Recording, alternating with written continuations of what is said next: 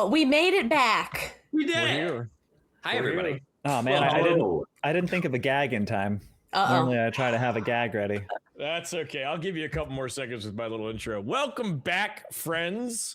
It is episode 6 of Goon Files Season 3 Operation Viscid. Auga. The penultimate one. The penultimate episode. Remember, next week we are not here. The following... There's the gag. That was the gag. There's the gag, Kay. Thank you. The penultimate. Kay always shows up. Kay always She shows always up. comes through. We're not here next week. We are here the following week. Correct. That is when the final episode will be happening of season 3. The final. Has anybody ever had a fear of being followed in a car? Like, have you ever thought you were being followed in a car? You ever had that kind of arise in you? This is a less fun question for some people in the chat. Well, that happened to me once. I remember when I was in high school, I was being I got suspicious that I was being followed in a car, and so I started taking unnecessary turns, just trying to do a lot of turns in a row, and they followed me around every turn. And so then I'm like, okay, I am being tailed. What is going on? I was almost home. I'm like, I can't lead these ne'er-do-wells to my home. So I drove past my house and I went to a convenience store across the Vermont border. And I'm like, if I pull into the parking lot of this a closed convenience store with no one around for miles, and this car follows me into this parking lot, I need to be prepared to defend my life. So I did, and the car followed me into the parking lot, and so I get out ready to throw hands, but it was two friends of mine just being I didn't think I know that story. That's it was people I knew. It was amazing. people I knew following me, like playing it. I don't know, just messing with me, I guess. Trevor, I want to buy all your chocolate. That's hilarious. So I was being followed, and my paranoia was on point. Yes, your paranoia was well founded. Now I feel like if I am ever being tailed again, I'll be able to spot it. I'm sure you will. And also you'll think it's friends of yours, so you'll pull over and go, hey guys. That was a deep lore drop there, Teddy. I have not by myself been worried I was being followed. However, first of all, let me preface this story by saying if anyone was ever worried that you're being followed, drive to a police station. That's the recommended advice if you feel you're being followed. Instead of pulling into an abandoned convenience store for your final showdown, go to a police station where you'll have allies. That would have made more sense. Yes. And I will. And one time my partner and I were driving in separate cars somewhere. We had left our old house and we were driving, and we lived like not on, but close to a busy street.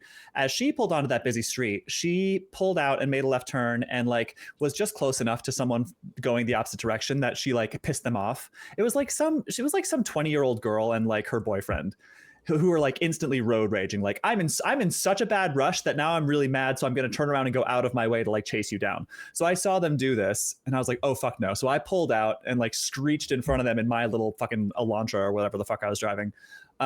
And like got between myself and her, and I called my partner and I said, just so you know, those people you just cut off are really mad.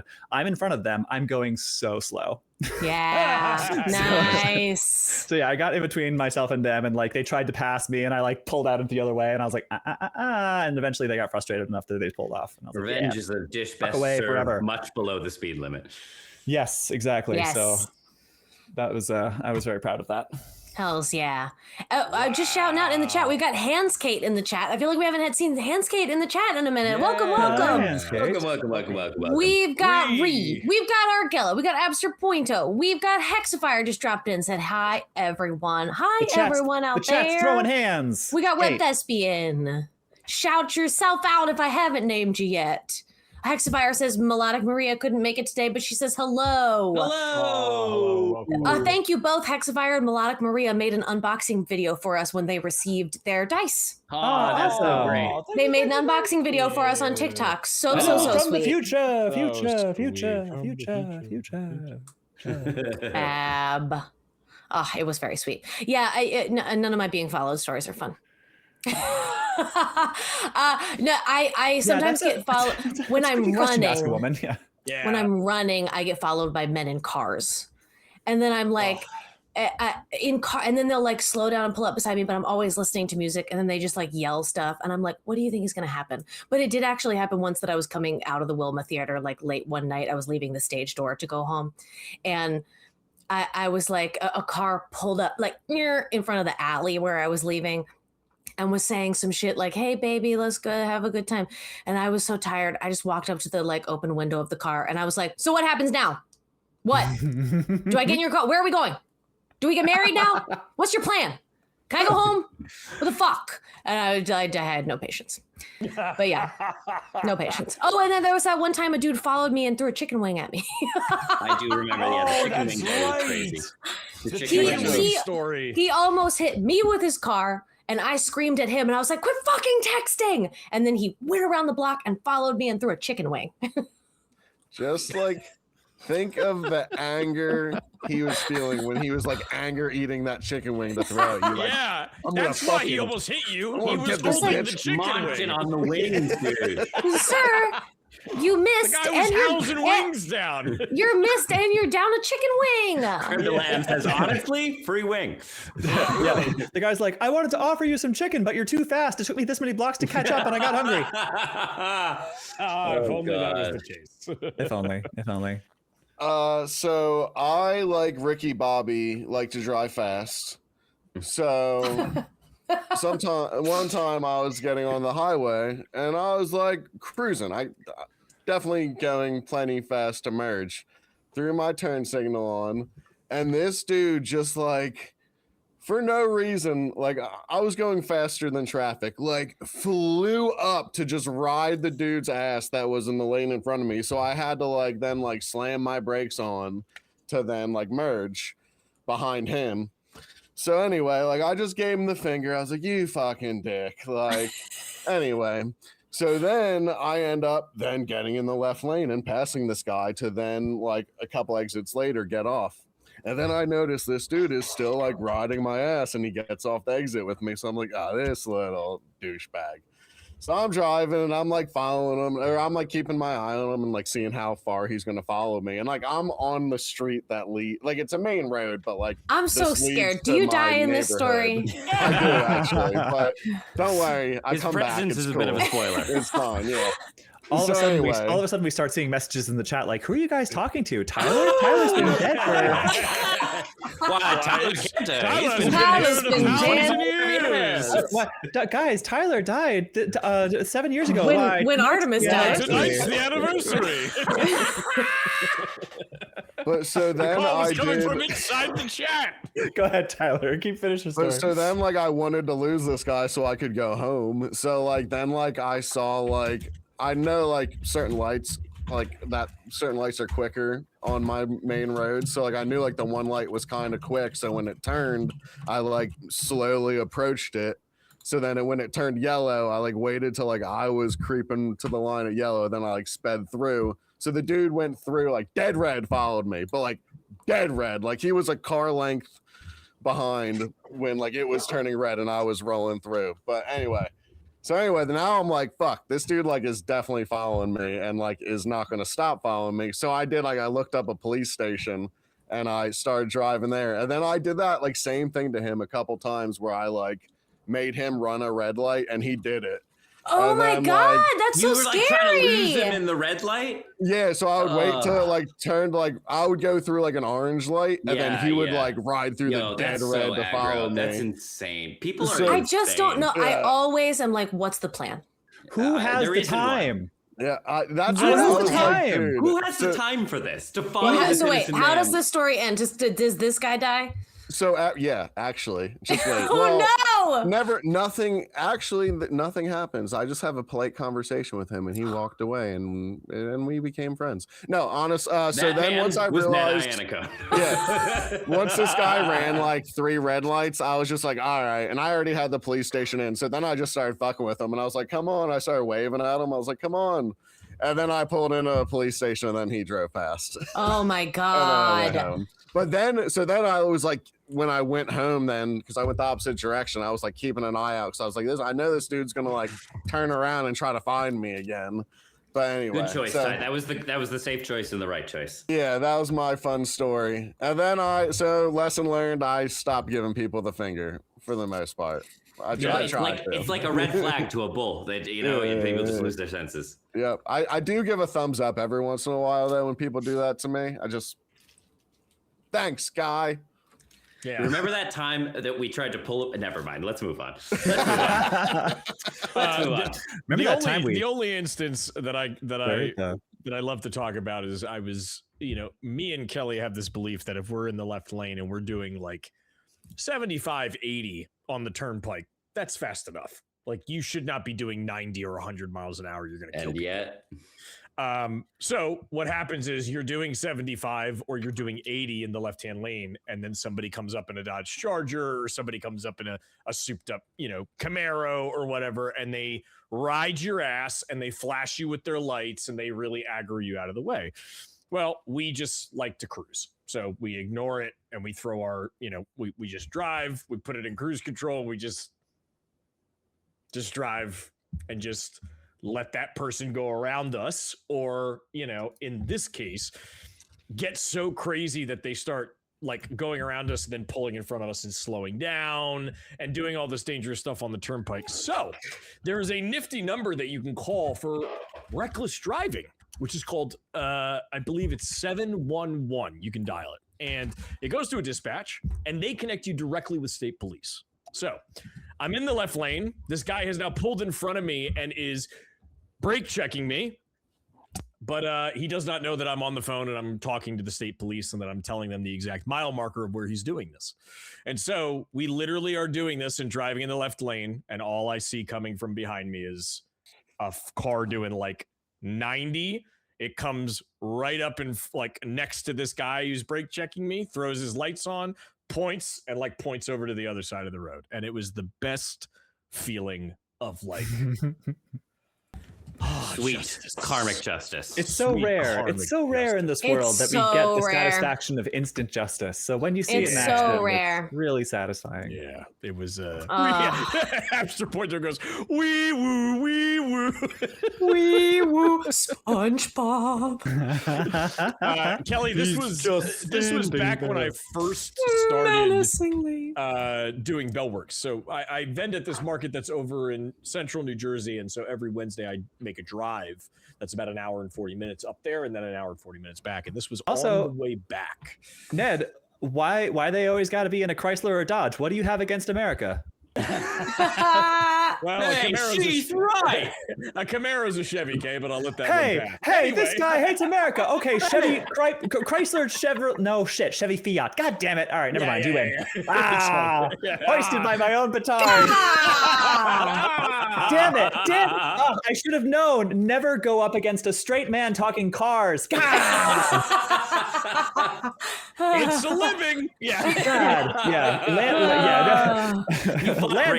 You fought bravely. Chrysler. I fell for one of the great blunders. Never enter into a land war in Asia, and never go up against a straight man about American-made muscle cars. Never go up against a straight man when cars are on the line. Yeah, exactly. If you can dodge a wrench, you can dodge ram.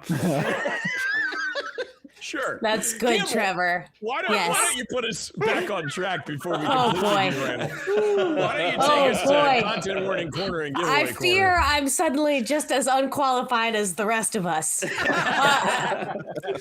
But here we are. It's Goon Files. Unclear.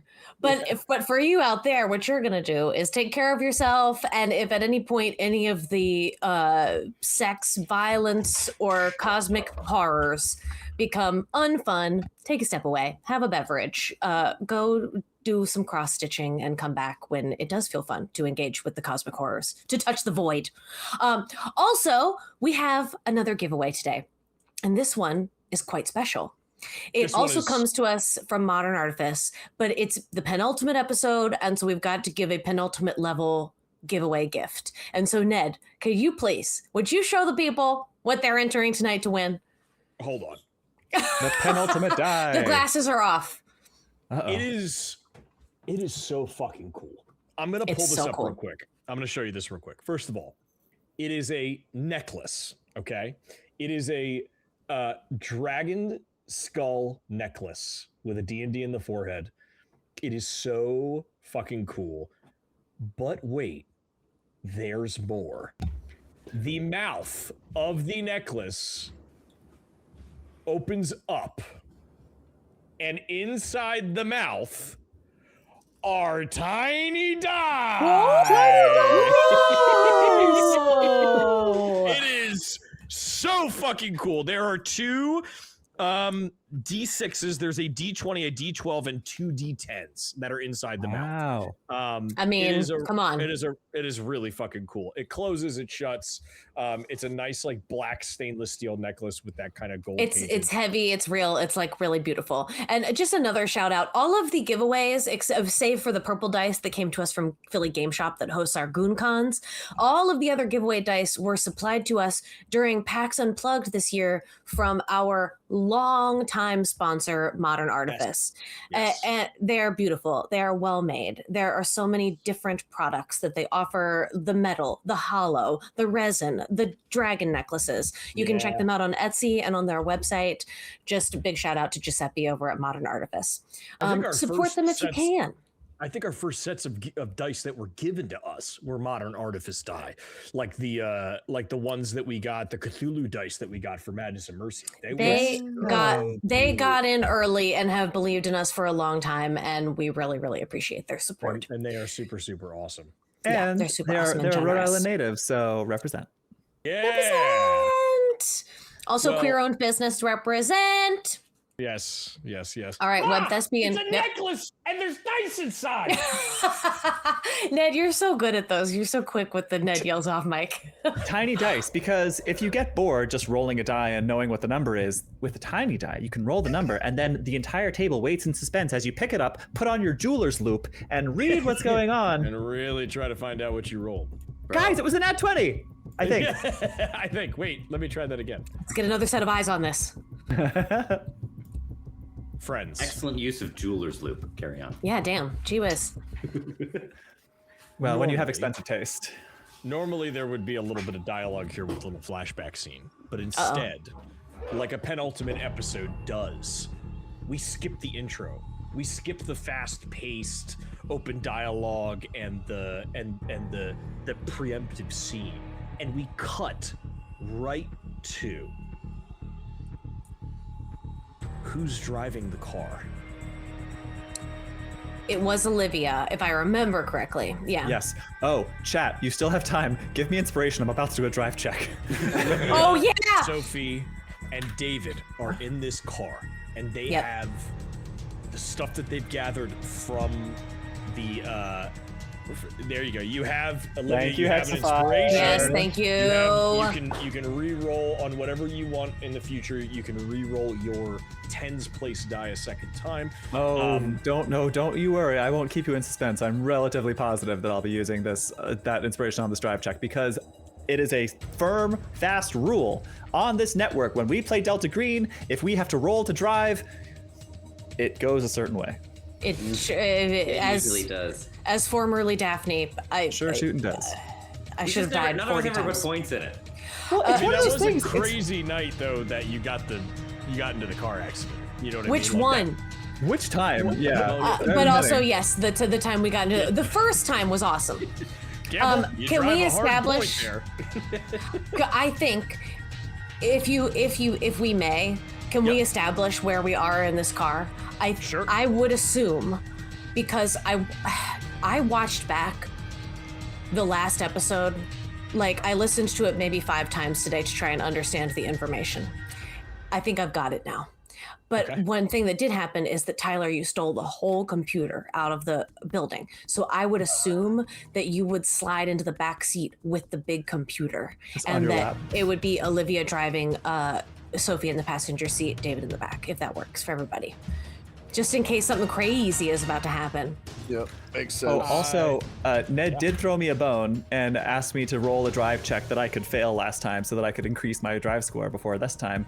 You'll all be thrilled to know that now, instead of a 30 in drive, I have a 31. Hey, that's our girl growing up. You know what? It matters.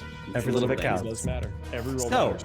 as I recall, I am driving currently my 2006 Mercedes E55 AMG, a car that I looked up specifically because I wanted Olivia to have a car, a new car of the era that was what I would consider a sleeper car. Like, looks kind of boring and boxy, but drives like a fucking like WRC like hot hatch.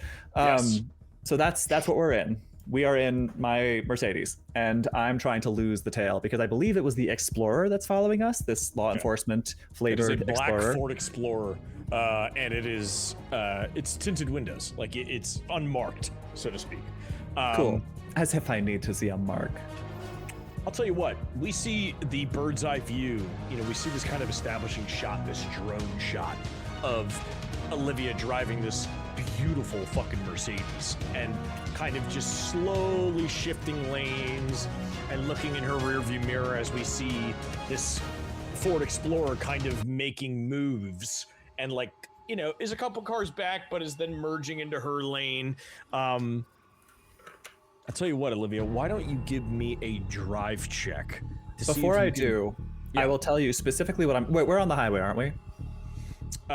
Yes. Yeah, I believe you did get onto the highway. Okay. In that case, the way that I will, just to give flavor to the chat, so that it can be even more embarrassing when I fail, I'm going to try to do that thing where I like fake them out like I'm going off of an exit, Okay. and then like once I think they're following me, I'm gonna try to like really cut in front of someone in such a way that if they were to try to follow me, they would either like hit this car or something, and they have no option but to sort of follow the exit off, and we can stay on the highway and continue moving on. All right. Yeah. That's give me a drive roll, and remember, you have advantage on this. Yes, that's the maneuver. That's the maneuver I'm trying. I'm doing like an exit feint, and so Can you From take pulling tunes down? into an abandoned parking lot of a convenience store. Can you take Brilliant. tunes down a little, Ned?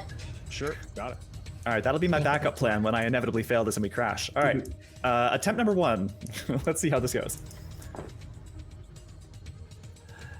Oh, okay. I will be using my inspiration. That was a 57. Oh my Okay. lord! Oh wait, okay, so this one stays on a 7, so I'm gonna put that 7 back down, and I can re-roll the 10s die. Here we go. It has to be a 0, a 1, or a 2. 17. Success. All right. Wow. Okay. In addition to this So my inspiration success, is gone. in addition to the success, Abster Pointo has redeemed GM disadvantage. All right. So what we end up seeing here in this moment, okay, is we see Olivia. You start to get into this right lane. You throw your blinker on to get into this right lane. Do you let Olivia? Do you let the people in the car know what you're gonna do, or do you just like fucking do it?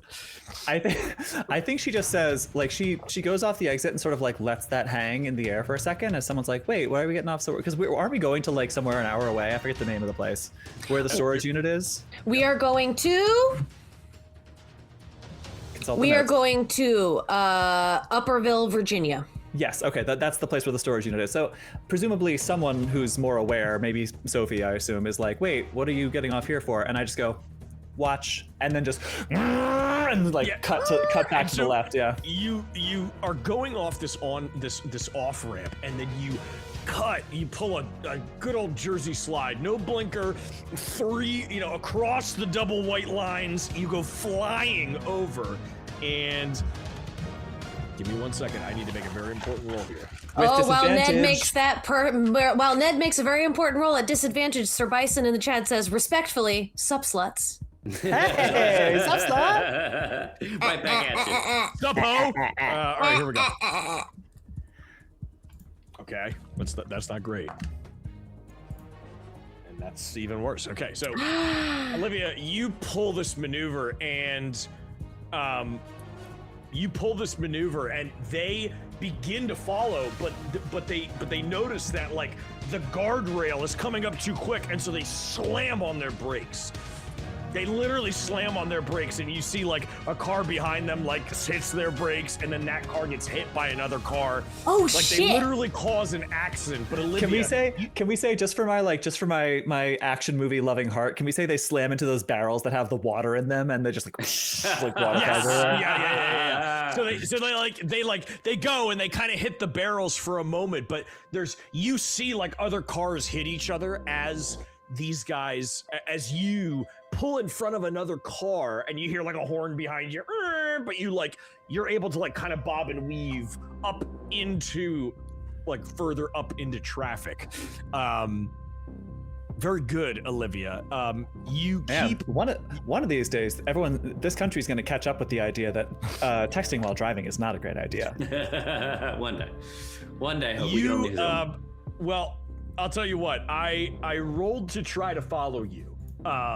After that point, for them to like back up and like get onto the highway, and I rolled 100.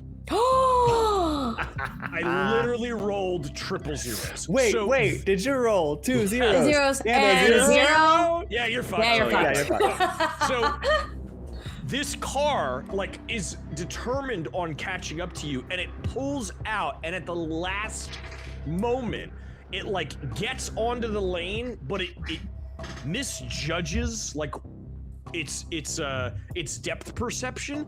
And maybe it's like they're so furious that they miss that fucking turn that an 18-wheeler clips the back of them, and they spin out and they hit like 2 other cars, and they are Holy shit! they are done. They are like far back, and like Olivia, you just look in your rearview mirror and see like a tire fly up, and you see like smoke and glass and stuff in the back, and then like the sound of like a horn that's broken. Man, rush hour think you is lost. a bitch in this My city. God. As Olivia floors it. And Goon Files season 3. Floor third, yeah. And so with that, I will say the time is yours to do what you want. You are out of combat. You have made it out of that chase. It's up to you guys. Okay, I think in the car, I'm gonna download everybody on what I found on Silverman's. Oh my God. I think I just erased every note that I took in preparation for this episode. No, you're fine. You got this. Silverman and Undo. Green. The law. No, firm. I think that's what just happened. Stand by. Wait, what do you like in a Word document? On your phone. Yeah. Oh, is there an undo? Can't find it in the chat. What is there an undo button on the phone? It's okay. I don't You got know. this, I man. don't know. This is why I Hold on. Let me I check either real write. quick. No, I either I write find my it. notes on- Okay. Okay. So I download No, I everybody find. in the car. find. So I download everybody in the car that I found. So I found a picture of Silverman with this Croft guy in front of this place called March Technologies, which is apparently some U.S. military tech thing, but it looks like it's just another shell company. Campbell O'Hare wonders, what is a shell company? But Sophie knows. Man, aren't TTRPGs fun? Okay. 2 questions, Campbell. yes. Remind me who Silverman is. Silverman is one of the lawyer guys at Okay. Marcus Guy Silverman from and Green. Karate Kid, Yes. the real mean And- teacher. Okay. Yes. It's Oh, that thank guy. you. And Yeah. and what was the name of the company or where they were pictured in front of March Technologies. again? March Technologies. And It for was the a- record, Campbell, a shell company is a company that is stood up using like the bare minimum, just like someone just like spins up an LLC with the express purpose of basically receiving or making payments in a way that they can then transfer to other shell companies and create like a sort of impenetrable maze of payments. So no, it's harder to follow where the money's going. And taxes can't catch up to you because it keeps going from room. Yeah. This is Money all, laundering at its see, best. the way that my brain works, nothing means anything until a person is telling me their emotional experience of it. And so I'm like, now someone tell me how that affected you. The then I'll understand. the way it affects me as someone who works in IT at a financial company is that once a year I have to take a course telling me why that's bad. Okay. It's That's also interesting. largely responsible for a lot of the Wealth disparage distribution. between wealth Yeah. distribution in America. Yeah, So it totally. affects all of us. Totally. So I tell them about this March Technologies, this picture of Silverman, of Marcus Silverman and Green with Croft, who was like a man in his 60s, apparently a doctor, Michael Croft. that 2 major purchases were made recently in Croft's name by Marcus Silverman and Green, but I don't know what they were, and I don't know if that's important. But that in 1989, Croft bought a bunch of like parcels of land, and on one of them is a storage facility in Jordan Springs, Virginia. And Jordan Springs Storage, and that I think that should be our next express destination, is to check out whatever is in Croft's storage facility in Jordan Springs. But that also happens to be close to Upperville, Virginia, where whatever the rest of the shit is. Additionally, Dr. Michael Croft apparently died in a helicopter accident in 2001 at Mount Weather facility, apparently. But that helicopter accident resulting in a man's death was never reported on the news. And so either it didn't happen or it was deeply covered up. Either he faked his own death or someone else covered it up deeply. And all of these things are close by to each other. Whatever is in Upperville, which I can't remember why we had the location Upperville, and the storage facility, and Mount Weather, where this helicopter accident was supposed to be. Did either of you all remember what we were going to Upperville for? I thought Upperville was the storage unit. Maybe I'm mistaken. Jordan Upperville is something else. Okay. But it was like on the way? But like, I mean, like you just said, they're all kind of close together. They're all close together. Okay. Upperville had something to do with Greaves. Okay, here she goes. Ned's not giving it to me. Back in my notes. You got this. You guys got this. You are putting the pieces together. If I could, like, I don't want to spoil it because Campbell, you are doing such an incredible job of putting these jigsaw pieces together. Like, I'm trying so hard. First of all, I want to give you an inspiration. Take an inspiration. Okay? Yay! Because okay. I can't sit here and be like, you got it. But like, I'm sitting here going like, oh my God, she's so on the right track. Everything she's thinking and saying is like exactly where she needs to be. So that is so great to know. You are absolutely where your head is like needed to be. While you're deep diving, delving into your notes for a second and kind of figuring out the difference in those places. We cut back. It's 9 a.m. We're in the middle of the fucking woods, and we see. He's like, I think he's like, he took his shirt off and he just has the vest on because he had to cut down a bunch of brush to start a big bonfire to burn up the remnant of the thing, right? So he's just like with his back up against a tree, arms over the tops of his knees, leaned up against a trunk, just going, man. Getting too old for this. I'm too old and educated now for this shit. And we cut like to the left. We do like a shot over his shoulder, and we see a Teddy has created like the perfect outdoor bed. He's laid branches down, and then he's laid moss over the branches. Like he's found like bark and stuff to insulate it through the cold. I made a whole lean-to. Yeah, he's like created an entire area for him to survive the night after that. Yeah, built that in about 2 hours, and then just kind of roasted marshmallows after that. I looked at the stars. Yeah, I hope so. God. Yeah, think about it. You're in the Pacific Northwest. You are like open skies out there, man. But Trevi, I think your shirt underneath your vest is actually wrapped around your leg. Remember? Right. Tourniqueted. Yeah. I got nabbed. I got nabbed. Okay. Remind me, Ned. What was the name that the baby cried as it was in its death throes? Was it Lisa? It was Isabel. I think. Isabel. Okay. Isabel. That is not a name that has been introduced to us before. That was new. Okay, that was okay. So I'm assuming that this Isabel was someone relevant to this man, former man.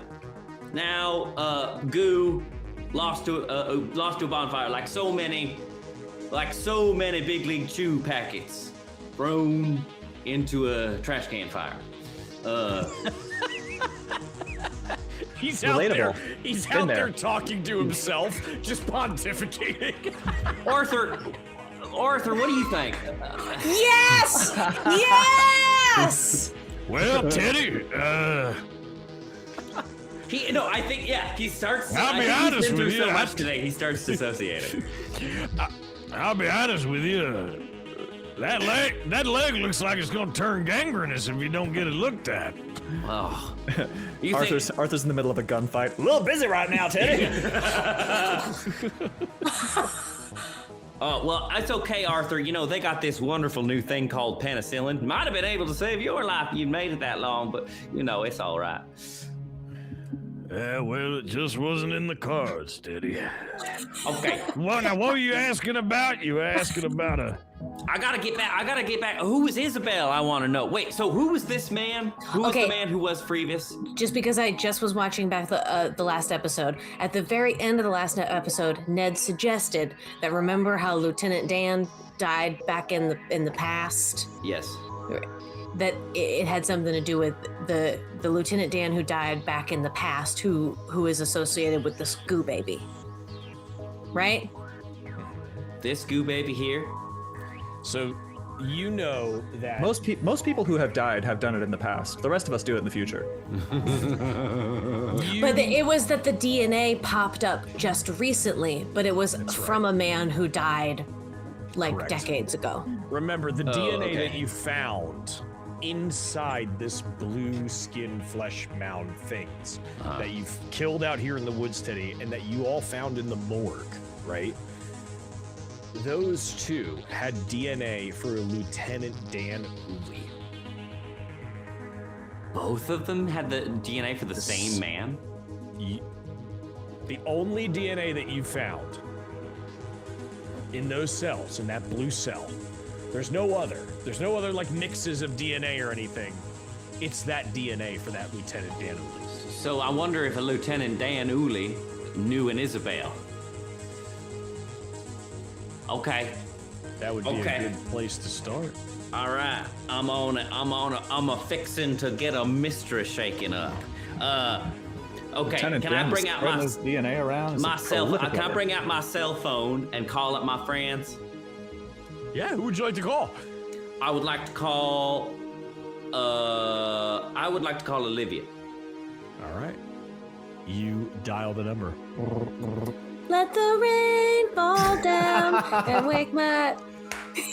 Yes, that is canonically. Although, actually, I feel like by now, like my phones have gotten advanced enough that for Teddy, she has set it to 9 to 5 by Dolly Parton. Oh, yeah! Fabulous, yeah. So it rings and she hears it and she's not looking at it. And she just like hands it back to Sophie and goes, "I'm driving. Can you answer that?"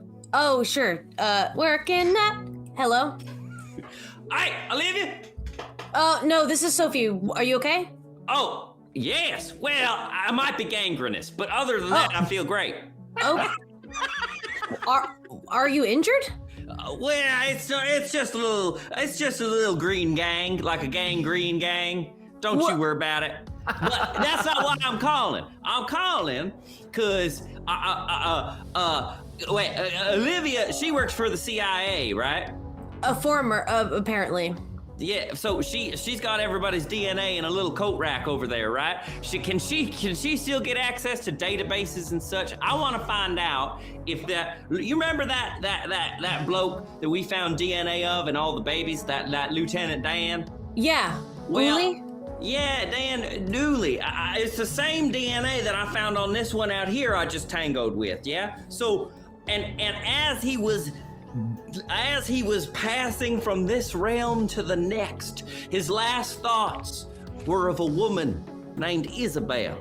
And so I want to know if that Lieutenant Dan had some connection to someone named Isabel, and if that might be a lead for us.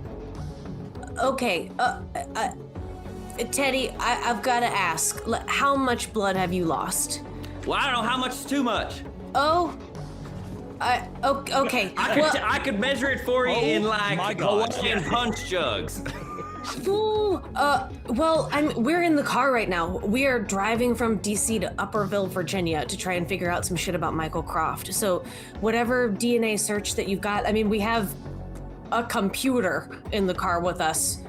So, just figure you'll be able to access some kind of computer long before I will. So just whenever you get to it next is convenient. I'm wrapped up out here. Where should I meet you? Upperville. Upperville. Can you get to Upperville, Virginia? Darling, I can get anywhere. Okay, so we're looking for a connection between an Isabel and this Lieutenant Dan Uli. It must have been important if in his last moments he returned a bit to himself, and that was the word he chose. She must be significant in some way. Okay, all right, yep, we can try. Okay, bye, Sophie. Okay, please be careful. Don't worry, here I go. Oh my God. He says he might be gangrenous. Is that normal? Is he okay? Yeah, once you've had enough phone conversations with Teddy, you get to realize that's pretty par for the course, actually. Okay. He said something about. I guess he faced another thing. A baby thing.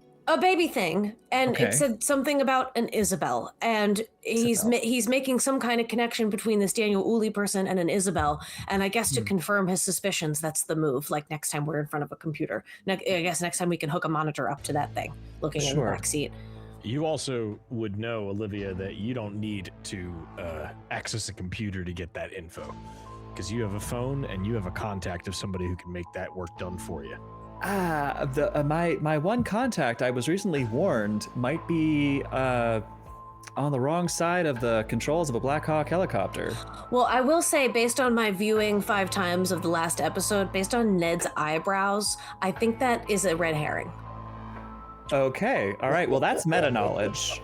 So I will not use it. I will not use it to my advantage. However, Ned, how does that make you feel? I think Campbell, you are so good at this game, and you shoot yourself in the foot every time we go to play it. But you are so good at Delta Green. You are so good at Delta Green. Thank you. Well, I okay. will remind you that the only thing that that your handler told you was they could not deny or confirm whether Evan could be trusted. Yeah. He was on the Introduced inside it. or the outside, but he said he doesn't know. Somebody said, "What about Evan?" or "What about Olivia's connection?" And he said, "I don't know. I don't think Yeah. so." It seems like what's most suspicious is like big government, high up government connections. So making Evan suspicious.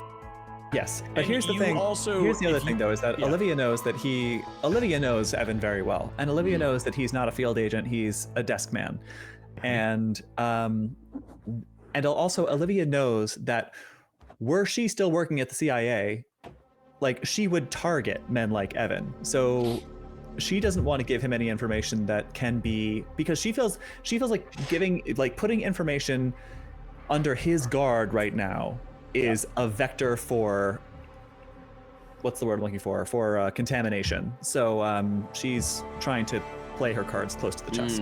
Limit how much he has access to. Yeah. I'm with you. Sophie, you get another phone call. Hello? Let the rain fall down. Oh, we have the same ringtone. You're my butterfly, sugar bit. Hello? Nice.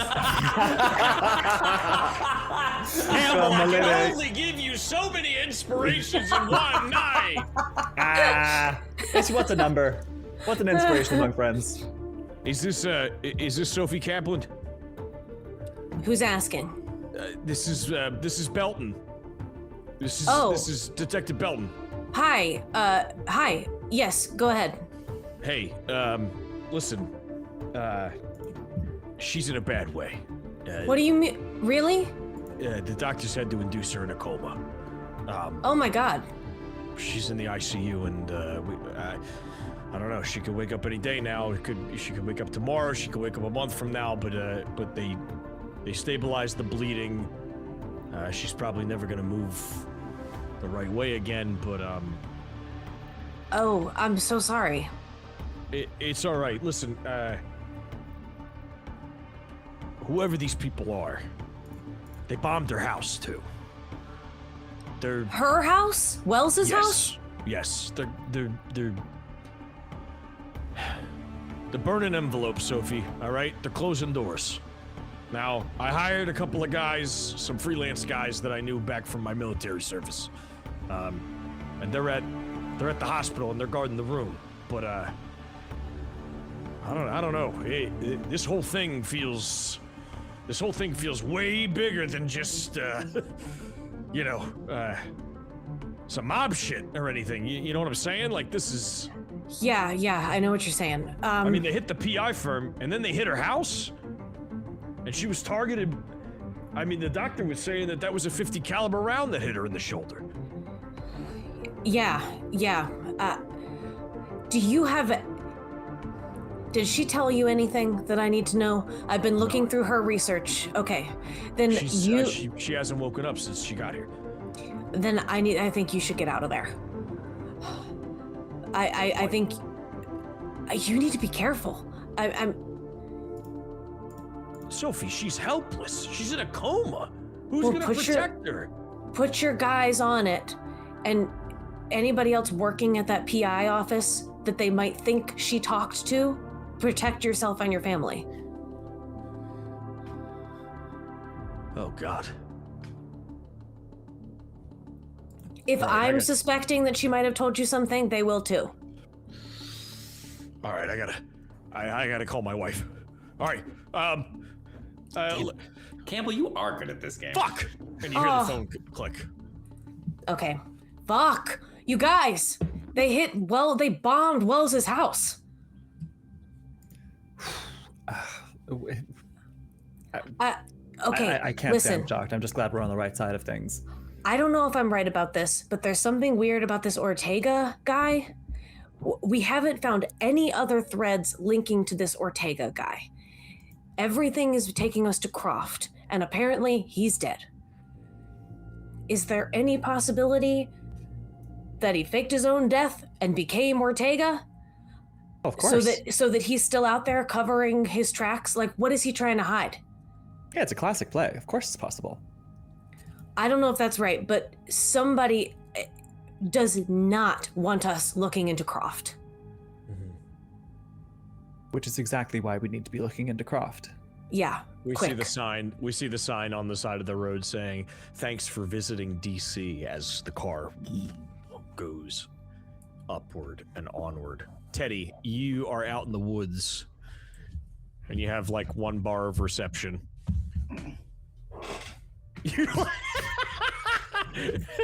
Can you hear me now? Good. Shit. Guys, can you believe that Crazy Town's follow-up album Dark Horse failed to achieve the same level of success as The Gift of Game? I mean, what the hell? Listen, but not all of us even get to be one-hit wonders. It's true. That's true. It's more than most. More than Teddy, most. your phone does ring though while you're Ooh. out here without any service. Oh, and it they says got me. unknown on it. Ooh.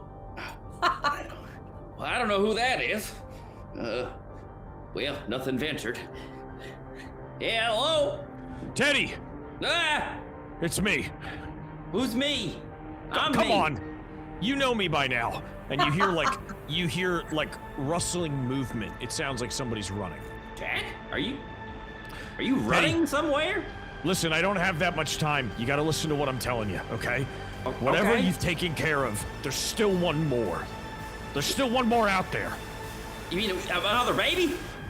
There's something. I don't know what it is, and I'm not asking you to tell me, but you missed one.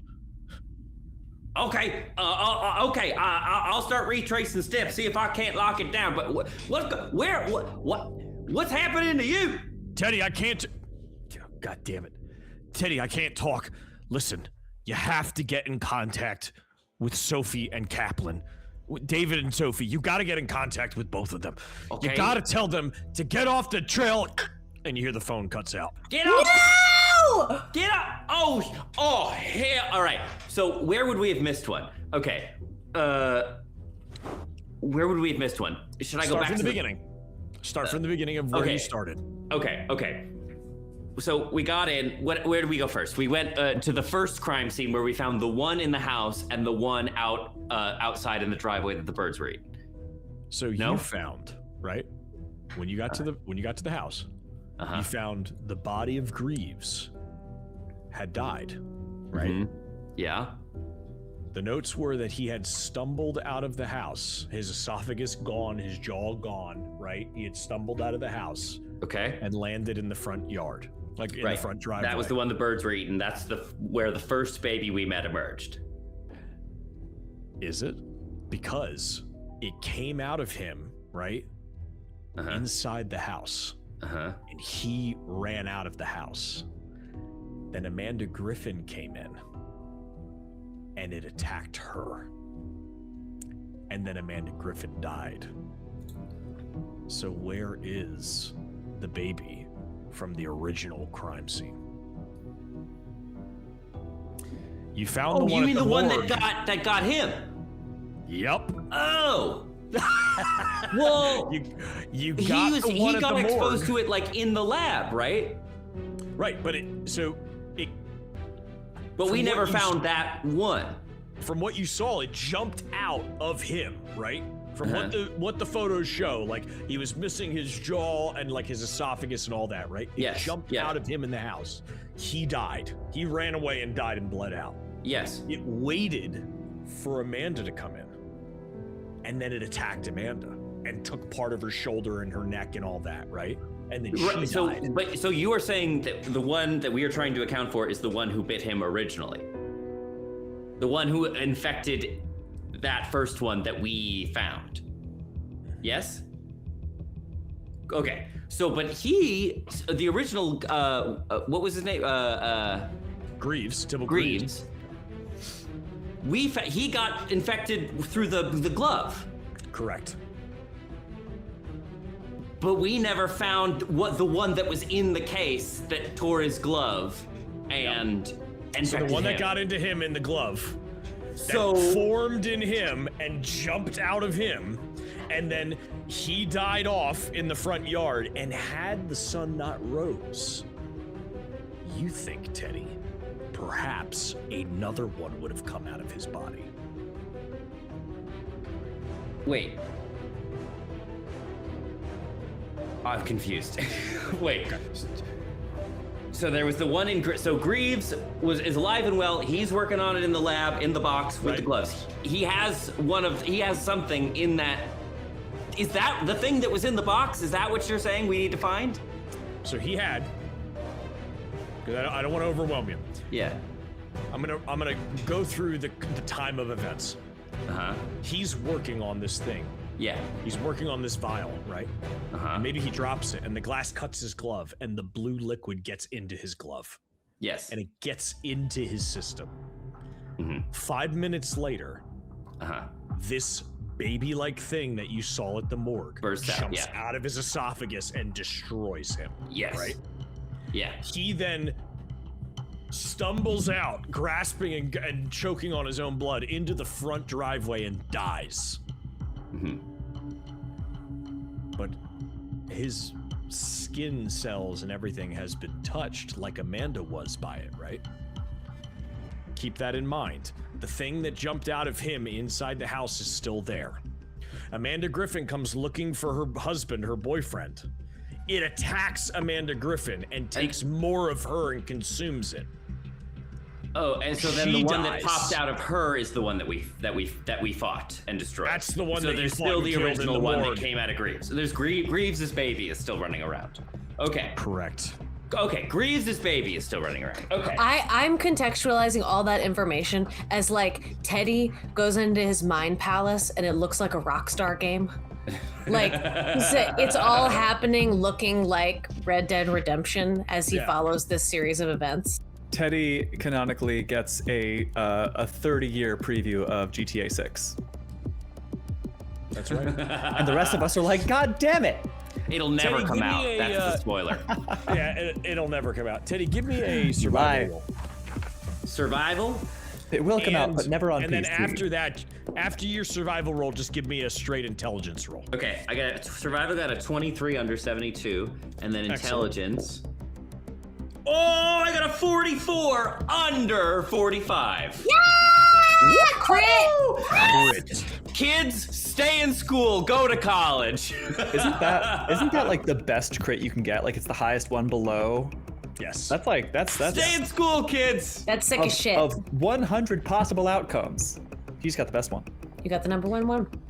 Teddy, you sit there for a moment in your mind palace and you're thinking about this and you're like, Thank God Teddy cracks this case wide open. Someone had to do it. Teddy's going, oh fuck, it's all coming together. It's all coming together.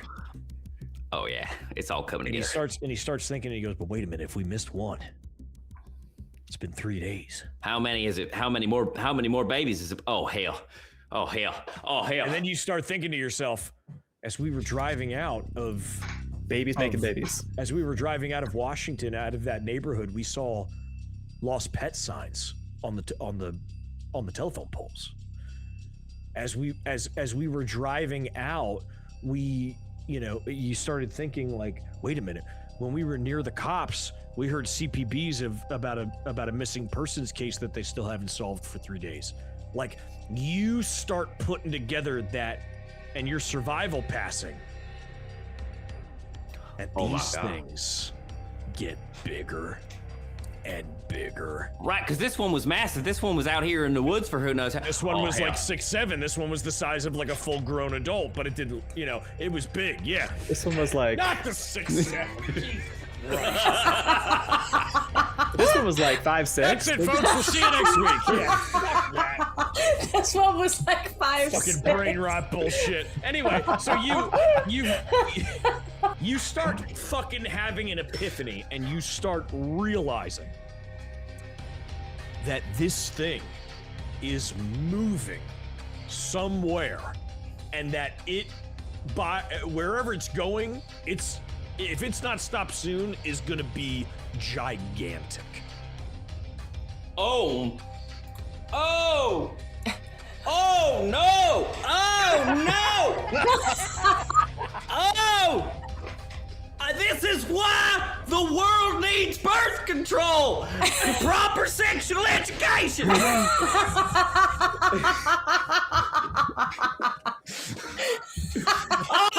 if you want mutant babies, because this is how you get them. And he's dialing Olivia again. Working 9 to 5, what a way to make a live. Boop. I don't know. My understand a banana is involved somehow. That's the first thing you hear, Olivia, as you pick up the phone. As I hand the phone back to you and just go, Sophie.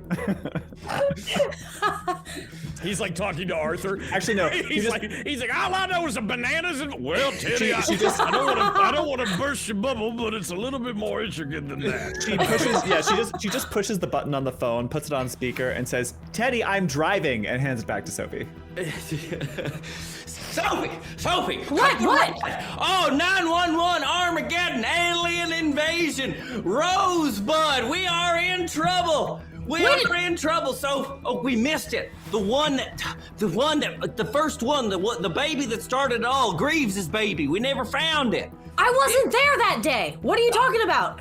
That's why I called Olivia, but there was a first one. There was a first baby that popped out, bit Greaves' girlfriend, and that is the baby that we ran into that first day at the big tent, the tent set up. But we never found that first baby.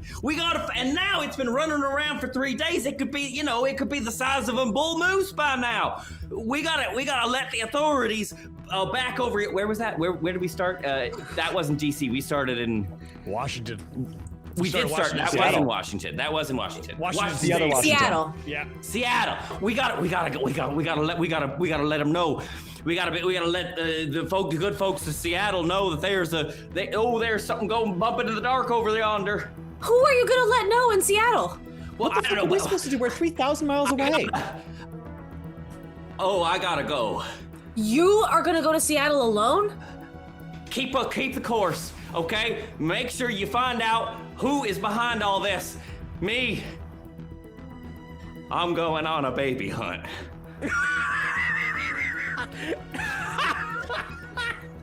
Yes, Teddy. That's.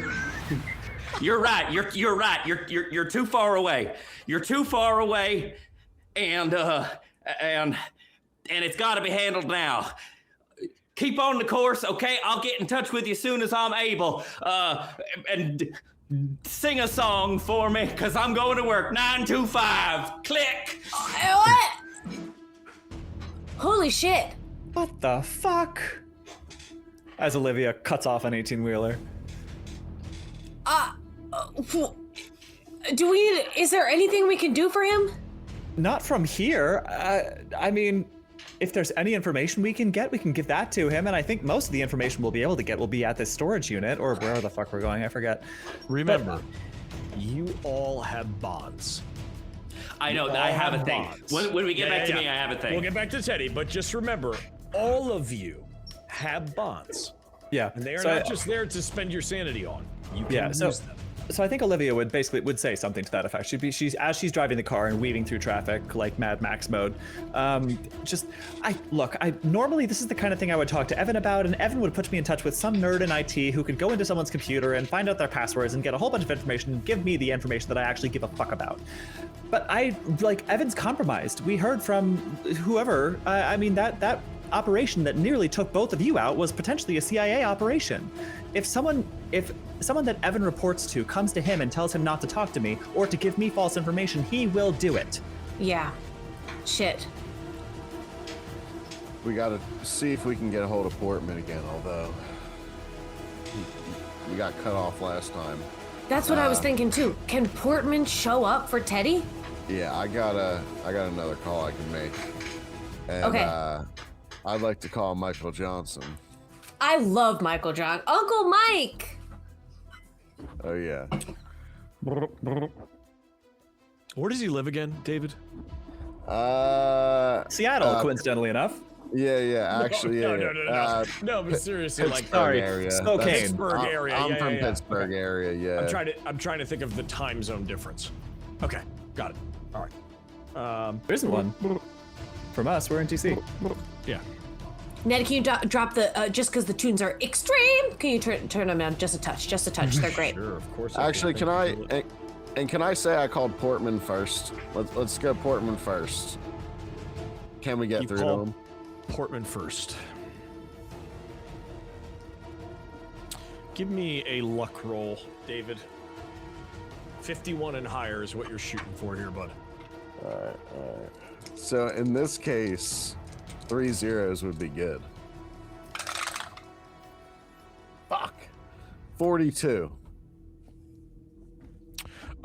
You call the number that you are so familiar with getting calls from and that he usually picks up for, and all you get is, "We're sorry. The number you have dialed is currently not in service."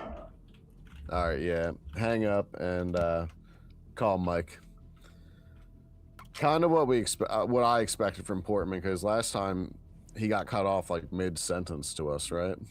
Uh-huh. Yeah, actually.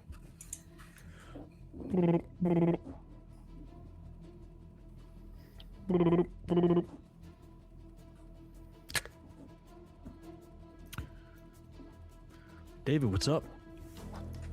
Mike. I hate to do this, dude. I need you. What's up? Say the word. What do you need? I'm tied up with something right now, and I'll be heading out that way soon, but a friend of mine needs help out in Seattle. He's on a mutant baby hunt.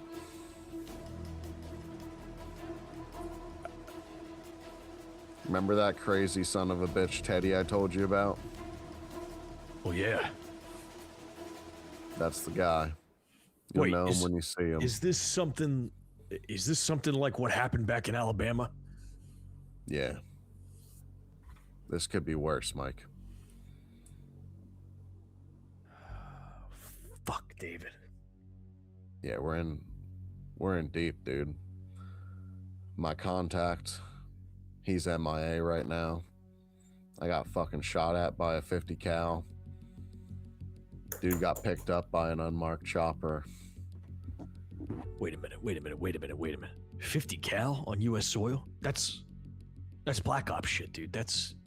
Yeah. There's someone on the other side of this can pull all the strings. All right, hold on. Let me make a call. Keep your phone on you. I'll call you back in 5, okay? All right. Be careful, Mike. Yeah, I'm sorry you to too. get you wrapped up in this shit. Don't worry about it. Just give me 5 minutes. Click. All right. Ah. David. what is your bond score with Mike? My boy Mike, then 15. Super high. Oh yeah. I thought it only went up to 10. Okay. He's that good. What is your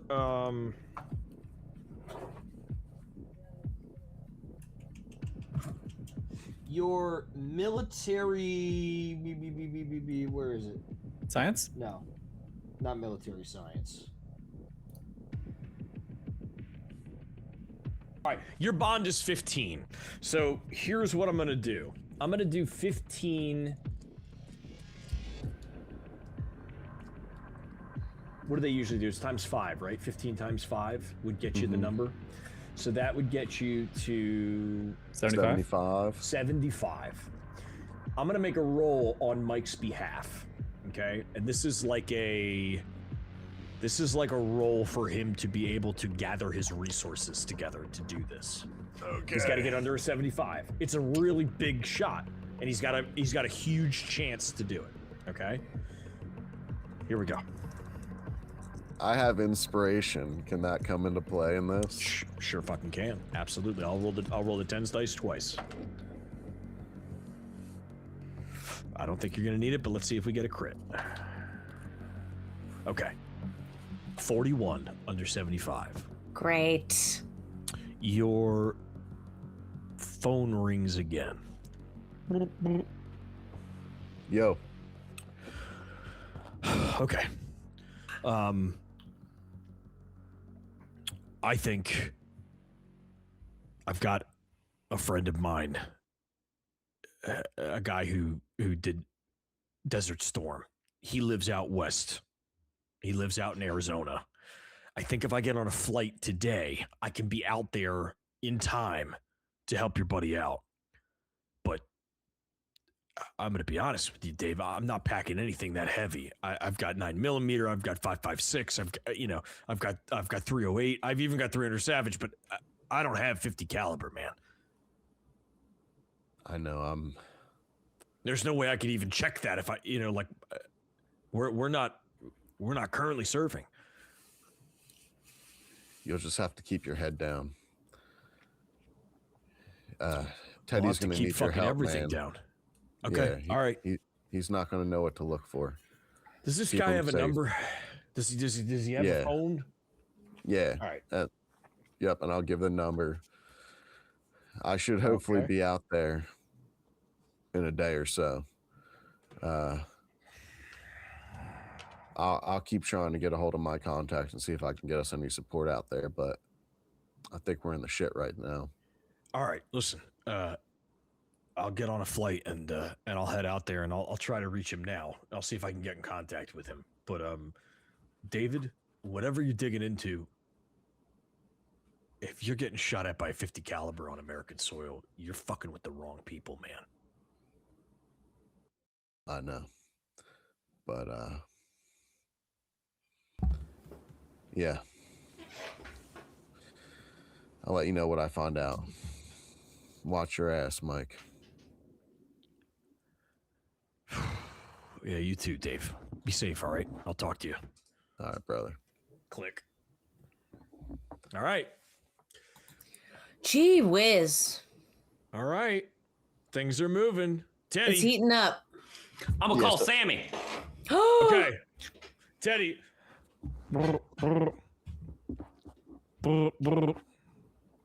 Click. Hi, you've reached Sammy. If you happen to be the mole people, don't leave a message, whatever you do. If you happen to be the aliens, I know you're out there and I'm coming for you. If you're the United States government, no shit, I already said my name was Sammy. It's Sammy spelled with an I. That's You smart. got the wrong Sammy. That's good. That'll throw 'em Right, off. and then it cuts off. Yeah. Sammy, I need you now more than I've ever needed you in my entire life. Okay? All right, look, I know you're on all them chat rooms with those survivalists and Second Amendment enthusiasts. I need to know if you know any in the Seattle area. Teddy, is that you? Sammy! I was listening because I didn't know if it was the government or the mole people. That's but- really smart, Sammy. That's really smart. Anybody could be calling these days. That's good thinking. That's good thinking. Yeah, Oh, that's right. Wait, just in case, ask me something only I would know. Teddy, what is the best part of 9 to 5? Oh, fuck. Working it, Sammy. Working it. It's the wrong. It's when goddamn Lily American Tomlin leaves her hero, husband. You're a goddamn American hero, Teddy. You're a bona fide, born and bled, blue-blooded patriot, Sammy. I thought it was the cup of ambition. But no, okay. Do you know anybody in the Seattle area who could set me up with guns, big ones? I'm talking like stuff that could blow a hole through the head of a Tyrannosaurus Rex, even though the government's hiding them all underneath Utah. That's right. You're damn right they are. Teddy, that kind of ordinance, I mean, hell, you'd have to make it yourself if you need that kind of explosives. Everything else you need licenses for. Well, you know what? There we was ain't that got one no guy. time for licenses. We ain't got no time for licenses, Sammy. The Republic is at stake. All right. Well, I do know this guy that lives out in the middle of nowhere.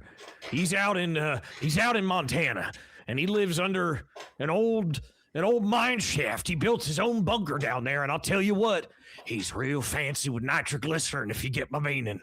Oh, I'm picking up what you're laying down. Thanks, Sammy. You're All right. sweeter than a can of peaches.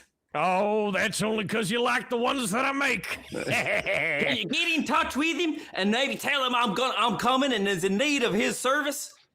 All right. Well, I'll tell you what. I'll do you one even better. Where do you need those things ready for you? Oh, Seattle, Washington. Okay. All right. Like the whole city? You need the whole city rigged? That's a big tall order, Teddy. I don't know if I could... That's just it, Sammy. I'm not sure yet. So if I could just get my hands on it, then I'll know what to do next. Okay, well, Oh, I got an idea. What if you set off a flare and then I'll have him... No, that's not going to work. He would need to buy a helicopter. Shit. Do you know any Second Amendment enthusiasts who have a helicopter, Sammy? I might. I just might. Hold on. And you hear the phone drop. And and Teddy, 10 minutes passes by. It's almost like he forgot you were on the phone. Through the woods. But I'm he's tromping through the woods.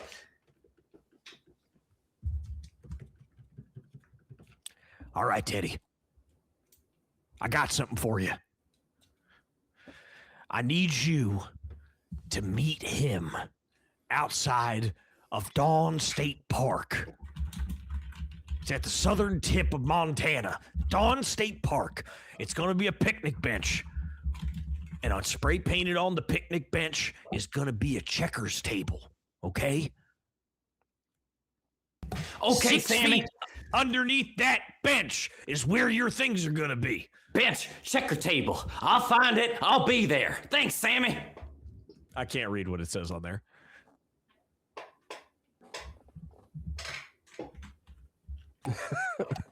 Little closer. It's a Venn and diagram, lower, but I can't read Ted. it. I'm sorry.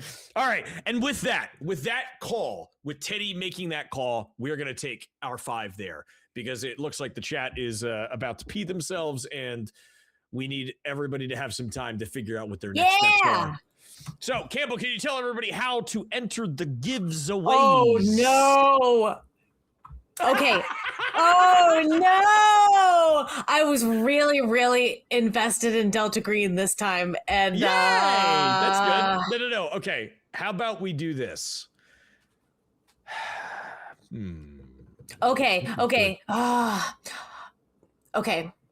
Okay, the first thing that pops to mind is without actually naming anybody is like if you were about to go fight a monster baby, who would you call? Without naming their name, like who would you call and why? Yeah. Anybody else got to suggest? That's really good. I've got one. Okay. I've got one. What do you think if you had to list one of the crazy conspiracy theories that Sammy and Teddy both believe? Which one is it? It can be anything because there's a vast amount of. I have to say, Ned, I do not want to instigate people to make conspiracy theories. Well, it's not real. Like we're not. Okay, that's fine. We can go to something else, but it's a joke. You know what I mean? Like it's all for fun, but we can do whatever you guys want. We can make it whatever you want. What say you all? Babies. Okay. Sure. I vote babies. Okay. Here's what I'll say.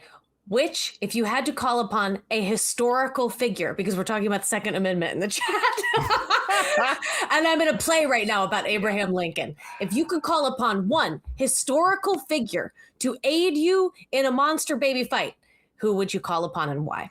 And That's a can good you question. and please post this on the VOD that went up, I think yesterday. Yep. Goon File VOD. Season 3, Episode 5. I'll put a link in the chat. Thank you. Season 3, Episode 5. What's it called? Send lawyers, Lawyers, guns, Guns, and Money. money. Money, an excellent song, by the way. Link in the chat. Send lawyers, guns, and money. Link in the chat. Post what historical figure would you call upon to aid you in a mutant baby fight and why? And you will enter to win. Show them what they're going to win, Ned. That's a good one. That's Show a good them. one. Show If them you're- the dragon. Let me Give him the pull- dragon, Ned. And if Excuse you're me watching while this I on whip this YouTube, out. you missed it. Oh, and hype train incoming. Perfect. Oh, just in time for Get Scramble. out of town! This is what you are in the running for. It is a black dragon. It's black steel. It's a necklace. It's got a D20 on its forehead. He's super, super cool. She's super, super cool. And the mouth opens up on the necklace. See that? And inside is a set of tiny dice. Wait, do that again, Kay. Do that again, Kay. Oh, it's not going to sync up, but we can still Oh, try. no. Yeah, it's going to be bad. Never. And I was wrong. There is also a D4 that comes with it. I just happened to drop it. I had it all down. It's going well. It's going well. So Yep. head to the Kay I posted the have link. a question. Yes. What are the rules on us entering and winning those? 'Cause Very that bold. is sick. Well, Tyler, nothing is stopping you from commenting your best team up historical figure in the comments. And nothing is right. stopping us from reaching out to Giuseppe over at Modern Artifice and being like, "You got one more of those? Yeah, you got one more of those necklaces? Y'all got any more of Anyway, them dragon heads? Got any more of them don't go dragon heads?" nowhere. Grab a quick drink, go to the bathroom, and we will see y'all back in 5. Don't touch that dial. We'll see you soon. 5.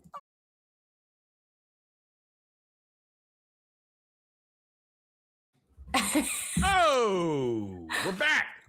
5, 4, 3, 2, 1. Hope you guys peed well. Got a drink. Got It some went pee. well. Peed exceptionally, in Hope fact. you Went had well. a healthy pee. You know? I have a winner. Do you, Campbell? A Sure do. dragon-sized winner with tiny dice inside. Absolutely, you do. Look at that. Look at that. Wow. Let's And now keep them in this winner, suspense. if they're still in the chat, I would love to hear them expound upon this answer because I did not recognize the name that they posted. And this person said, to be honest, I'd probably go with Julie Daubigny, a fantastic duelist, cunning as fuck. And if we die, we'll go out in style. Oh, I love it. And this is Oh. Lilith Moon 2952. Lilith Moon 2952. If you're out there in the chat, Hey, Tell us. congratulations. who the dice have chosen you and the dragon has chosen you, and yet I don't know who Julie Daubigny Oh, is. it's Undersea Pirate. It's Undersea Pirate! Hi, Undersea Pirate! Tell us more. Tell us more. I want to know about this lady. Is she a pirate? Is this a lady pirate? Oh, I'm looking at her on Wikipedia, assuming I got the spelling right. Better known Julie? as Mademoiselle Maupin or La Maupin. Was it? Oh, nope, that's an opera singer. Never mind. Psych. Like, Julie was a famous bisexual woman of the 17th century. Oh, yeah, we're totally looking at the same person. Loves it. Because some modern day sources refer to Daubigny as We made up bisexual the- or queer. We made up the pirate part. We made up the pirate part. I mean, queer, pirate. That's sick though. I learned something today. She dueled men for fun, burned down a nunnery to cover up running away from her with her lesbian lover. Hell yeah. Scandalous! Amazing! Exciting! Ooh, exciting! Undersea pirate. Okay, undersea pirate. If you, because I don't know what your name is on Instagram. If you are on Instagram, send me a message. Or /and I'll comment on the YouTube comment that got you the win, and I'll ask for your information, and then we can figure it out for shipping. Also, if you're out there in the world, Poinketh, send me a message on Instagram or on Discord, and I will get you your stuff from last week. Yes. That's yes, that. yes. Let's dive back in, Nedley. Let's get in there. Let's do this damn thing, y'all.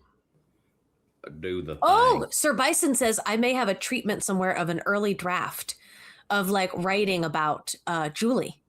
No, get out of here. No. Wow. And We says are a Campbell smart bunch. Campbell should play. Uh-huh. I accept. Davignon I began, accept. Aren't we? I clear my calendar.